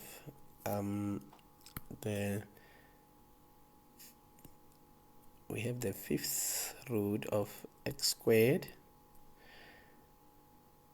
plus x cubed. Right, we want to differentiate this. Now we need to remember that if we write this something in exponential form, if we have the nth root of a exponent m, this should be a exponent m over n. So in this case, we will have this, we will write it as x to the power 2 over 5. Right, and then this x cubed, it's fine, so we want it to be this way. Now if we start differentiating, dy dx will be is 2 over 5 times 1, which is 2 over 5 x to the power, now 2 over 5 minus 1, it's a negative 3 over 5. Then the next one is plus 3 times 1 is 3, x to the power 3 minus 1 is 2. Basically this is our answer, but if we want to write in a positive, with a positive exponent, we can write this as 2 over x 5 rather, x to the power 3 over 5. And then this is fine, it's in exponential, it's a positive exponent, so we can write this. We can even put it inside the set, so we will have this as 2 over 5, then we have the cube root, the x3, so this is plus 3x squared. Right, so that's our answer, but basically this answer here is what we want, because they didn't really say anything about positive exponent, they just wanted the derivative 7.2.1. okay, 7.2.2, we want f prime x if f at x is 4x squared minus 9 over 4x plus 6. Right, and we are told that here that x is not negative 3 over 2, so it's fine. So before we even differentiate, let's simplify this. So the top part, if you can look at this, this is difference of 2 squares. So we're going to factorize difference of 2 squares. So we have the square root of 4x squared, which is 2x, minus the square root of 9, which is 3. And then we now have the 2x plus 3. So that's how we factorize difference of 2 squares. Now down there, we try to factorize. You can check there's a common factor of 2 there, the 4 and the 6, so 2 is a common factor, we take it out and we are left with 2x plus 3. Now if we look clearly at this one, the 2x plus 3 will divide out the 2x plus 3, and then we are left with 2x minus 3 all over 2. Right, so if we simplify this, we can write this as 2x divided by 2, it's x, and then minus 3 divided by 2 will just be minus 3 over 2. Now we can differentiate. So when we differentiate, we indicate that now it's time to differentiate. So the derivative of x is just 1, and then the derivative of negative 3 over 2. This is a constant, so the derivative of a constant is 0. So giving us our answer to be 1. Okay, let's look at question 8. Now, the graph of g, it's ax cubed plus bx plus cx. It's a cubic function having the y-intercept of 0. It's drawn below. The x-coordinate of the turning point of g are negative 1 and 2. So we have the x-coordinate there at negative 1 and 2. Now, straight to the first question. 8.1. For which values of x will g increase? So where will this graph of g increase? So now if we check from negative infinity, the graph is decreasing up till negative 1. So from there, the graph is increasing up till 2. Now it starts to decrease again. So we can clearly see that it's increasing here. That's where it's increasing.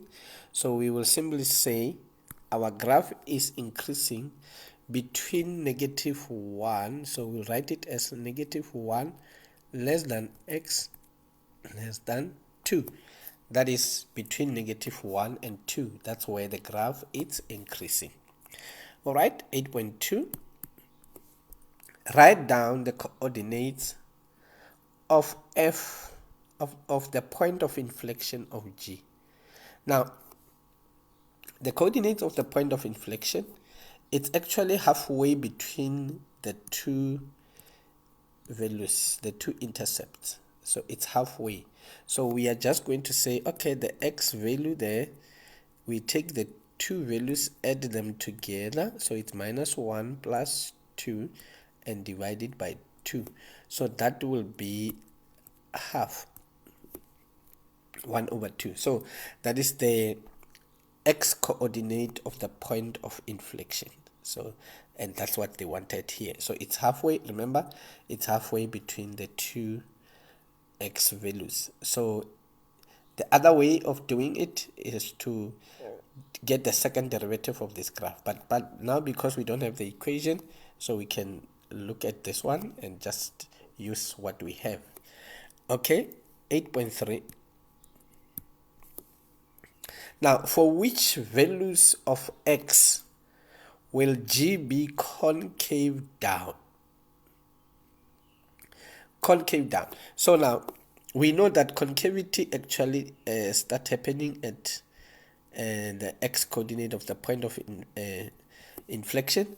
So it means, now if there is our 1 over 2 somewhere there, so concave down. So they want it concave down. You can see from this side, the graph is concave up, but here it's concave down. So it means it is concave down for anything greater than 1 over 2. So anything x is greater than 1 over 2, the graph will be concave down. So we can simply say x is greater than 1 over 2 for concave down. 8.4. Now, if g prime x is negative 6x squared plus 6x plus 12. Right. Determine the equation of g. Okay. Right. It means already this is the derivative. They have differentiated g. So if we take the original equation of g, which we were told it is ax squared, ax cubed rather. So the original equation is ax cubed plus bx squared plus bx squared plus cx. Right. Now, when we differentiate this, if we want to get the g prime x of this one, we will get 3 times a is 3a x and then to the power 2. Then this one will be plus 2b x and this one will be plus c. Right. It means that these two equations are the same, this g prime x and g prime x. So meaning the 3a here is the same as the negative 6. So we will simply say 3a equals to negative 6, giving us a to be divided by 3 both sides, and you get a negative 2. Likewise, the 2b will be equals to 6. So we will say 2b equals to 6. Now divide by 2 both sides, then it gives us the b value to be 3. Now, same thing applies. This c here is the same as that 12 there. So meaning c is 12. Right. So if we want the equation of g, we are simply going to substitute these values there on that. So the original equation of g is a is negative 2, so it's going to be negative 2x cubed plus the b is a 3, so it's plus 3x squared, and then plus cx, so the c is 12, so it will be 12x. So that is our equation. Determine the equation of the tangent to g that has a maximum gradient. The equation of the tangent to g. So we want an equation. So for us to get an equation, we need, equation of a tangent, we need two things. We need a point and a gradient. That's what we want. We need a point and a gradient.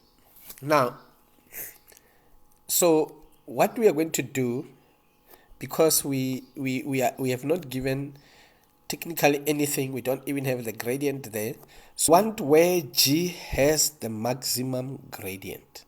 Now we will be looking at this g, and then to get the maximum gradient, so we are going to really differentiate this. We will have negative 12x plus 6, because we want that x coordinate where this g is having the maximum gradient. And to get the maximum gradient, we differentiate this equation here. So we will equate this to 0. So we solve for x. So negative 12x will be the same as negative 6. Dividing by negative 12 both sides, we will get a half. Right. So it means now we know our maximum, the value of x for which we will have a maximum gradient.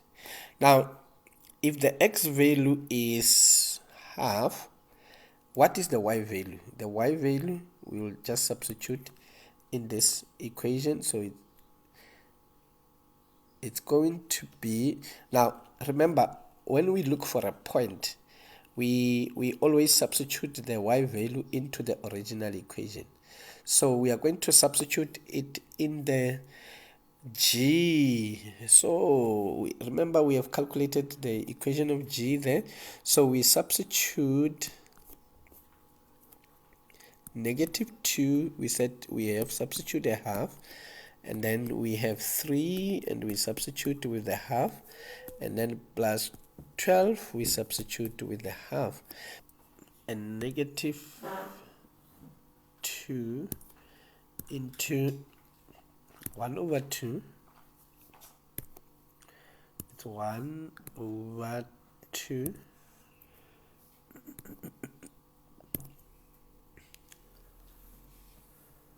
to the power of 3.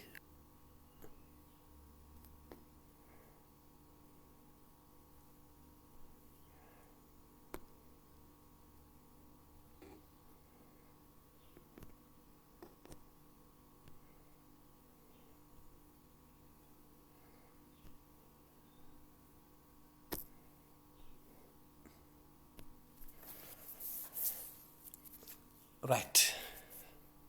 So as we punch this in, we get the answer of 6,5. So that is our answer. If we want it in a fraction, we will have 13 over 2. If it's a fraction, it will be 13 over 2. Right. So that is question 5, 8.5. So we said we want the equation of the tangent. So now we have the point, which we said it's 1 over 2 and 13 over 2, or 6,5. Now we want the gradient, so we are going to substitute the 1 over 2 into the differentiated equation, that is into this equation. So we get, let's see what we get when we substitute 1 over 2, so that we can get the gradient. So the gradient will be, we have a negative 6 into, we substitute the 1 over 2, x squared plus 3 into, not 3, 6 rather, I'm sorry, so plus 6 into 1 over 2, and then plus 12. Right, so and then we get our gradient as we substitute here. So the m, or the gradient, is 27 over 2. Right, now we have a point, we have a gradient, we have our point here, we have our gradient, we can get the equation. So our equation is y equals to mx plus c. We substitute the y value with the 13 over 2, and the gradient we said is 27 over 2. The x value is 1 over 2 plus c, so meaning the c value is going to be 13 over 2 minus this one. When it comes this side, it's going to be 27 over 4, so it's 27 over 4. So now this actually, if we subtract, we get over 4, so it's going to be minus 1 over 4. Right, so meaning our equation will be y equals to 27 over 2x minus 1 over 4. Let us look at question 9.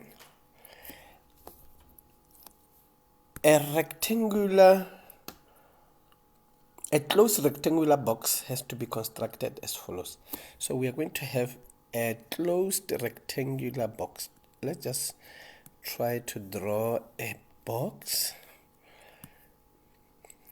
Excuse me for, wow, that's a box. Okay, now our box has the dimensions.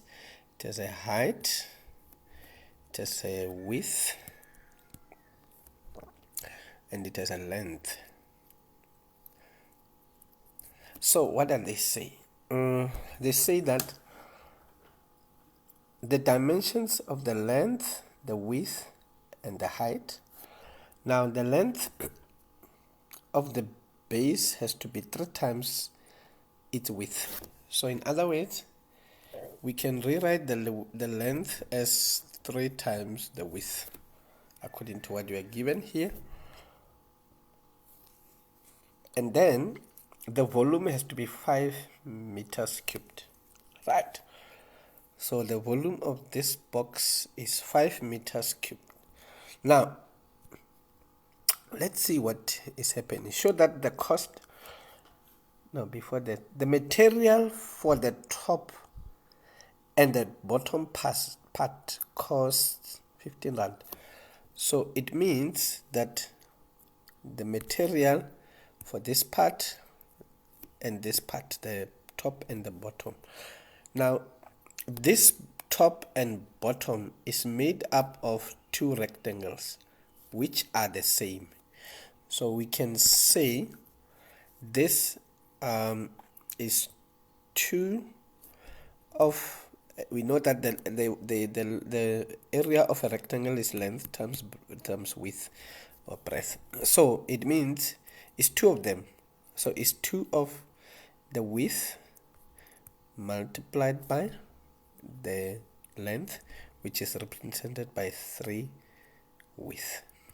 So it's this one down there and this one up there. So it is giving us that which we have there, so which actually is 6 times the width squared. Now they are saying that the cost of these 2 parts, it costs 15 rand per square meter. So it means the cost here will be 15 multiplied by what everything that we have there. So it's 6w squared, right? Now they continue saying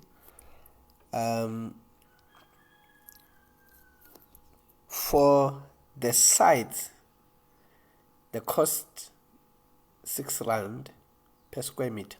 So now we are going to look at the sides. We have 4 sides. We have this side and this side. They are the same side. And then we have this side and the back side. So these are 4 sides. Now what is making this side? Now this side is made of the height and the width. So, and there are 2 of those. So it's 2 of the sides that is made of the height multiplied by the width. So it's 2 of them. It's the side here and the other side, that side. Now we have another one, which is this side. So it is made of the length and the height. So there are also 2. So it's 2 that is made of the length, the height and the length. But remember, we said that this length is represented by 3 width. So it means the cost of the other side, or the other side joined together, will be, if we multiply here, we'll have 2 times height times width, or width times height, plus this one, 2 times 3 is 6, multiplied by the height times the width. So they are saying the cost of this, let's look at it again. So they said the other sides are costing 6 rand per square meter. So we're going to take this and multiply by 6. So we will say 6 into 2wh plus 6wh. Oh, by the way, these are like terms, so we can simply write it as 8wh. So the cost of this side will give us 6 times 8, which is actually 48wh. Right, so that cost we said 15 times 6w squared, which will actually give us 15 times 6 is 90w squared. So to get the cost, we will take this and combine them together, giving us the cost to be 90w squared plus 48wh, which is what they wanted. Let's look at question 9.2.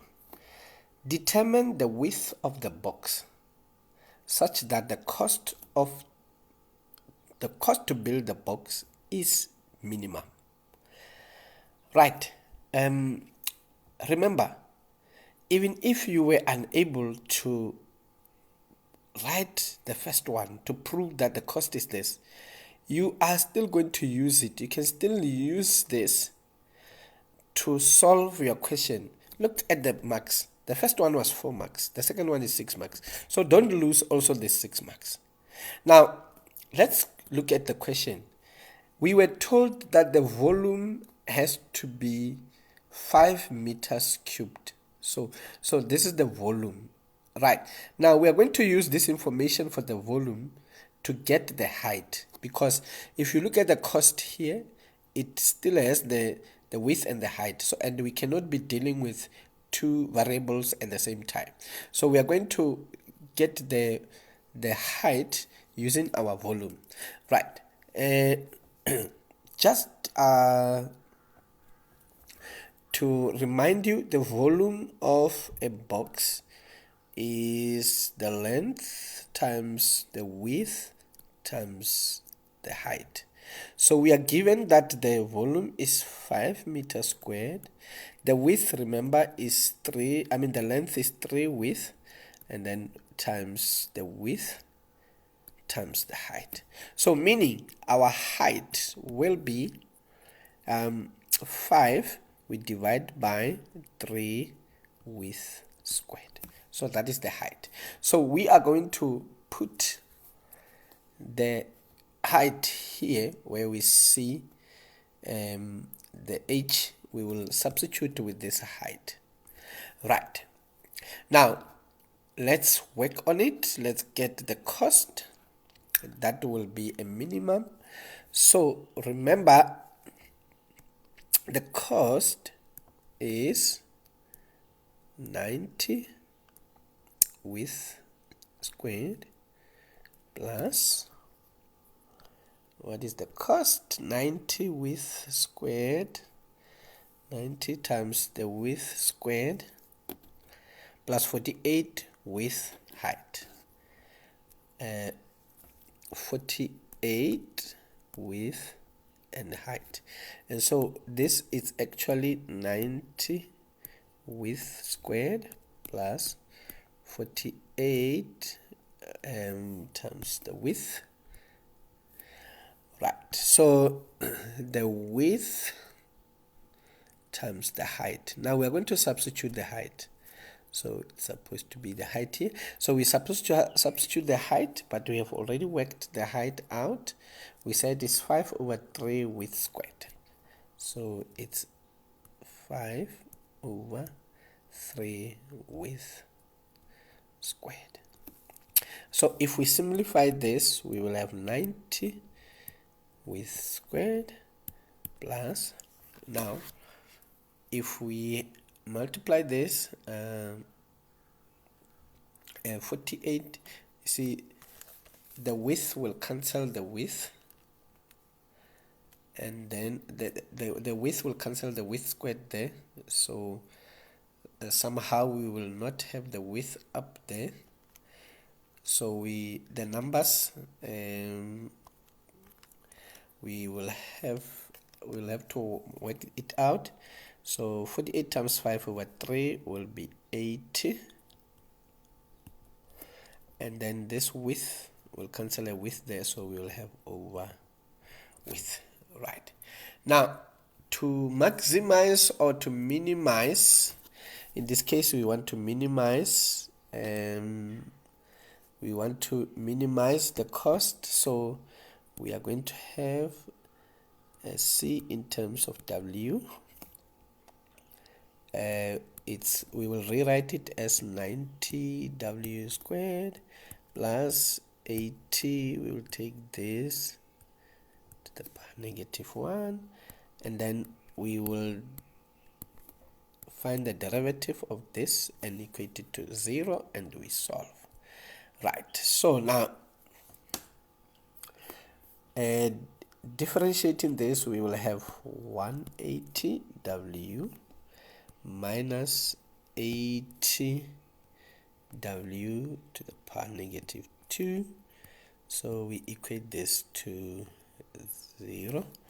So we actually rewrite it nicely as 180w minus 80 over w squared equals to 0. We can multiply through it by w squared. So we will have 180w cubed minus 80 equals to 0. So now we can work it out. So it's 180 w cubed equals to 80. So w cubed is 80 over 180. So we find the cube root of this. The cube root 80 over 180. So if we punch on our calculators, so we are getting 0.76. Right, that is our W. It's 0.76. Let us look at question number 10.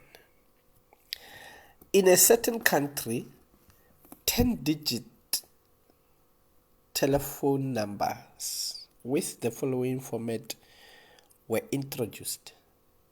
So we have number of digits, and then we have an example 901, and then exchange code 3-digit, for example 544, and number of digits, for example 1230. Now we need to know that when we talk about 10 digits, we are looking at the digits from actually 0, 1, 2, 3, 4, 5, 6, 7, 8, and 9. So if you look at them, they are 10. 1, 2, 3, 4, 5, 6, 7, 8. Yeah, they are 10. So,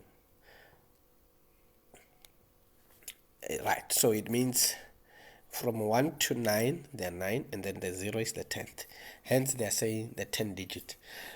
So right now, we are they are saying, here's the information. So they are saying here, very, very important, digits may be repeated.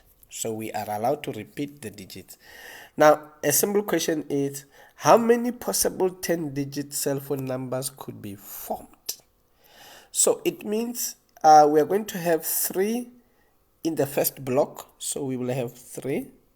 So we will have this.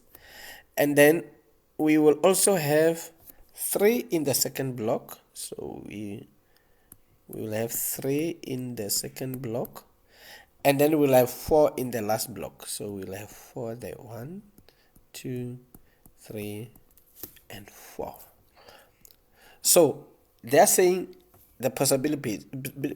Remember, in this, we can put any of these numbers. So it means if it's a contest, all 10 will contest in the first block.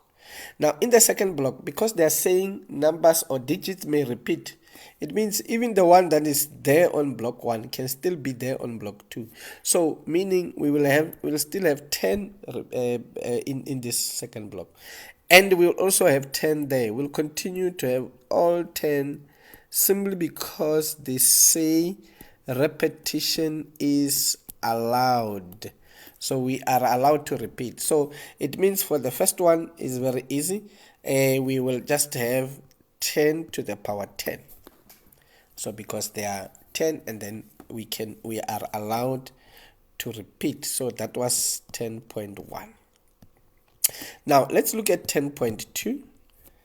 Now in 10.2, they're saying, now they're giving us restrictions. Certain restrictions were placed on the groups of digits. Now, the area code must be 3-digit, as we have already seen it, and the first digit cannot be 0 or 1. So we are looking at this now. They're saying there are some restrictions. Okay, so this part is for the area code. So this part is for the area code, and then we continue with the other parts there. So this part is for the exchange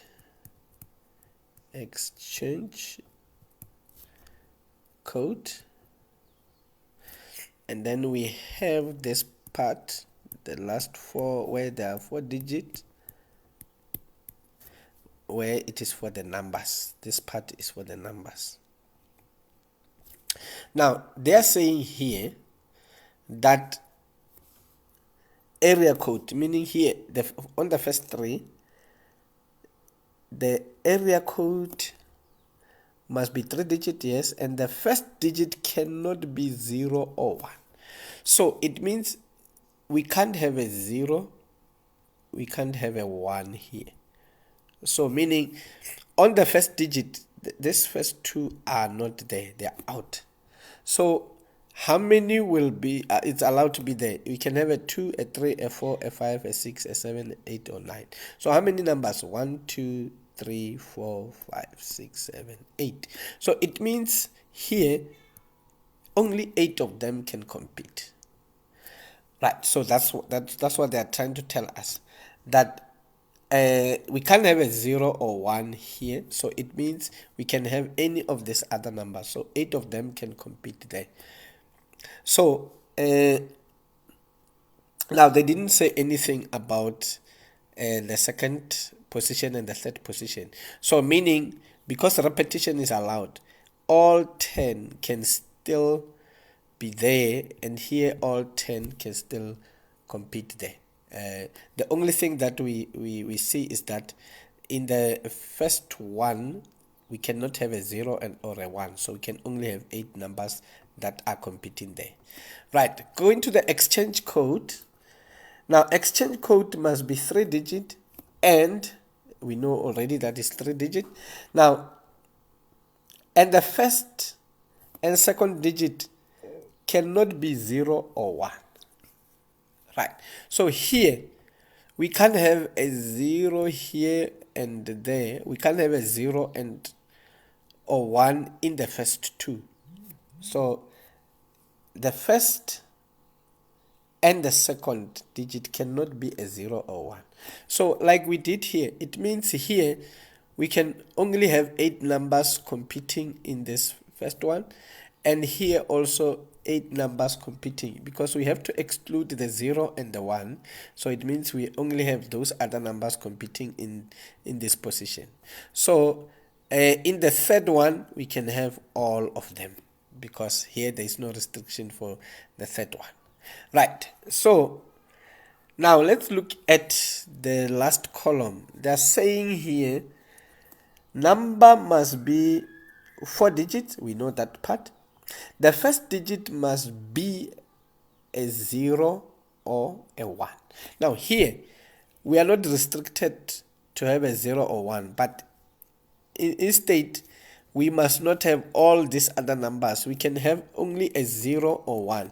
So meaning the digits that are competing for this first block is the 0 and the 1. So we can have only 2 competing in this one.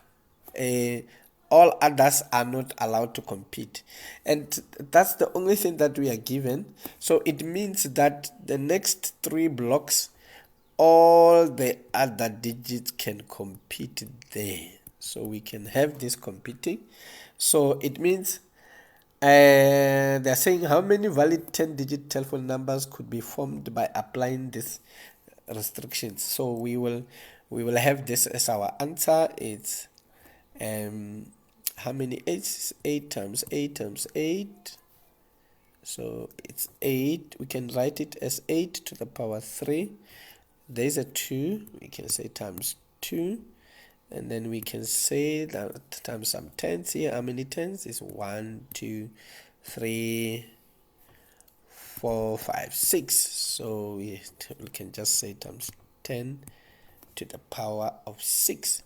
So if we have to write this as an answer, according to the calculator, we will get 1024, then 0000000. So that's actually the number of times that we can have. So that was 10.2.1.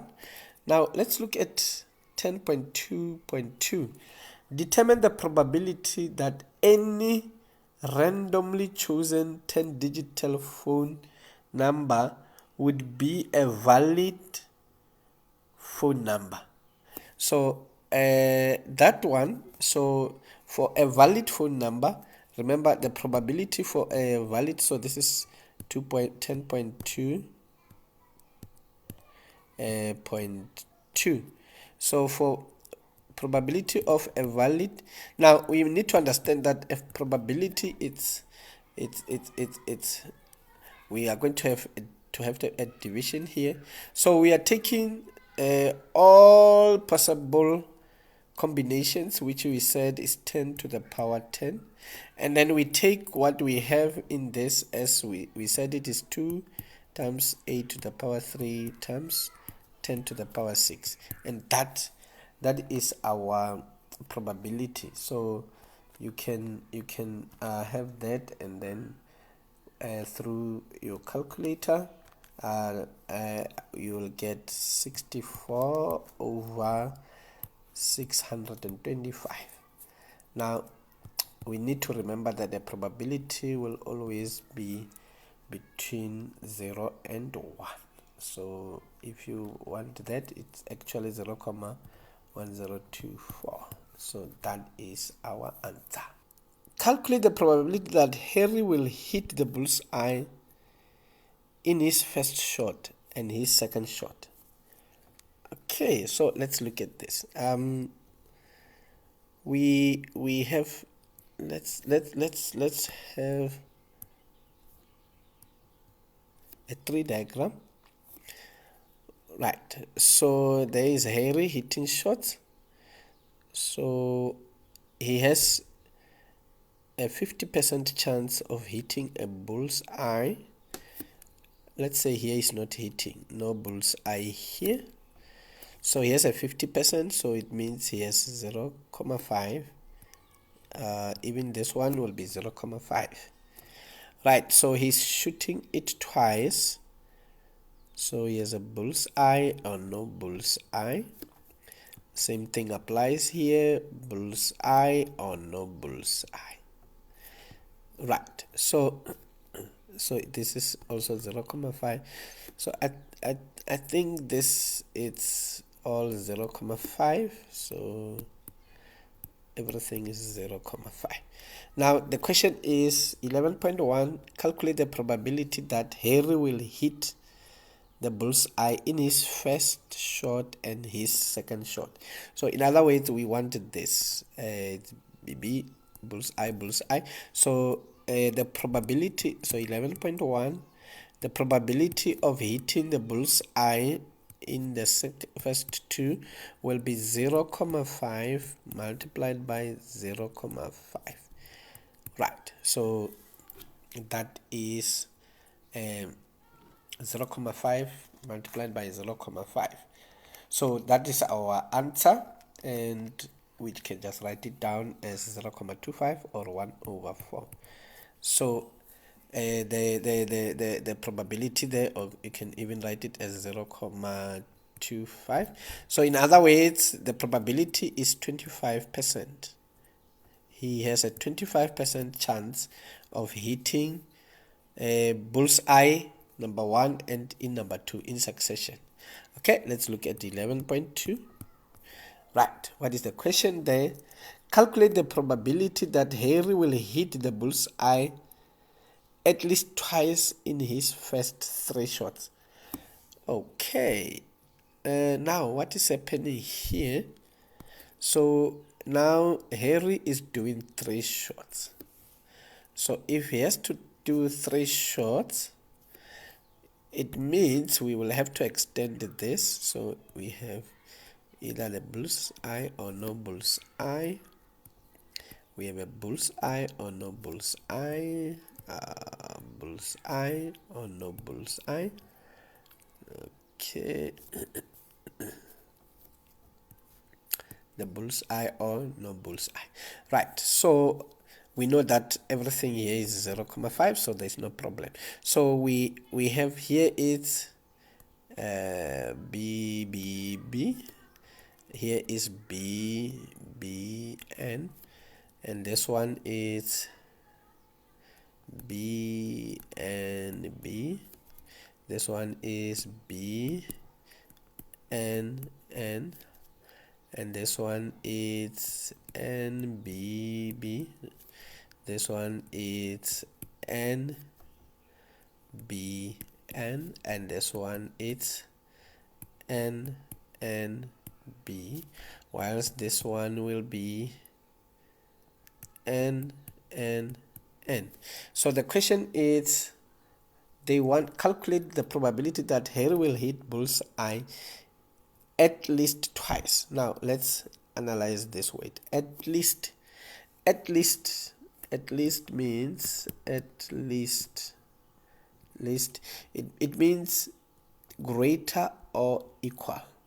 So we are going to look for anything which is greater than 2 or more than, or equals to 2. So in other words, 2 or more. So we're going to look at 2 or more. So we will take this one. It's 2, it's 3, so it's fine. 2 or more. So we will take this one also. There's 2. We will take this one. There is 2. This we won't take. This we will take. There's 2 because we want 2 or more. So in other words, we will take all those ones. How many are they? 1, 2, 3, 4. So remember, they are all 0.5. So we will simply say is 0.5 times 0.5 times 0.5. So this will be the first one. This will be the first tick. Is 0.5 times 0.5 times 0.5. So we are going to add all this. So because there are 4, we can simply say this is multiplied by 4. Right. So in other words, this should actually be our answer. So we just take that and then multiply by 4. So we will get 1/2 or simply 0.5. So if he does it again for the third time, so he will have a 50% chance of hitting it twice or more. Glenda also has a 50% chance of hitting the bullseye on each shot. Harry and Glenda will take turns to shoot an arrow, and the first person to hit the bullseye will be the winner. Calculate the probability that the person who shoots first will be the winner of the challenge. Right. The first person who will shoot first, let's say, will get a 50% chance. Now, the second person will not win because we want the one who shoots first. So it means the second person who shoots will be now turn number 3, because this is turn number 1. So this must be turn number 3, because the second turn, if this one shoots, let's say this was Harry and this one was Glenda, or any one of them. So when this one shoots, is actually the second turn. Now, when this one shoots, because they're doing it, actually they do it and take turns in doing it. So it means this one will shoot, and this one, when it's his or her turn, it will be 10-3. And then this one now will be 0.5 to the power 4. So, and we know that this is that non-winning because we said the first one to shoot. So now we will have this, so it will be 0.5 to the power 5 because this was 4. Now like that, so 0.5 to the power 4. Now when we go to this one, I mean rather 5, this is 6, so this one will be 7. So we are actually looking at 0.5 to the power 1 plus 0.5 to the power 3 plus 0.5 to the power 5 plus. Right, if we look at this, it's a sequence because we don't know when it will end. So we are actually going to calculate sum to infinity of this series. So because it continues, it may continue forever. Right, so we know that sum infinity is a over 1 minus r. Now, if you look at this, a is 0.5 divided by 1 minus r. What is r? R is 0.5 to the power 3 divided by 0.5. So r is 0.5 to the power 3 divided by 0.5. So which gives us 0.5 squared. Right, so that is r. It is 0.5 squared. So 0.5 squared, we know that it's actually 0.25. Right, so this sum to infinity will be, we can punch that on the calculator. So this is 0.5 minus, divide by 1 minus 0.25. So we are actually getting the answer as 2 over 3. Now 2 over 3 is the same as 0.660, we can say 6, rounding it off, 67. So we are actually talking about 67%. So this is about 67%. So the chances for the first person to be the winner is 67%. So it means the other one, the second person to throw, his chances are just about 33%. Thank you. That is the end of our question paper. I hope you enjoy this. So please don't forget to like, subscribe, and share. Thank you very much.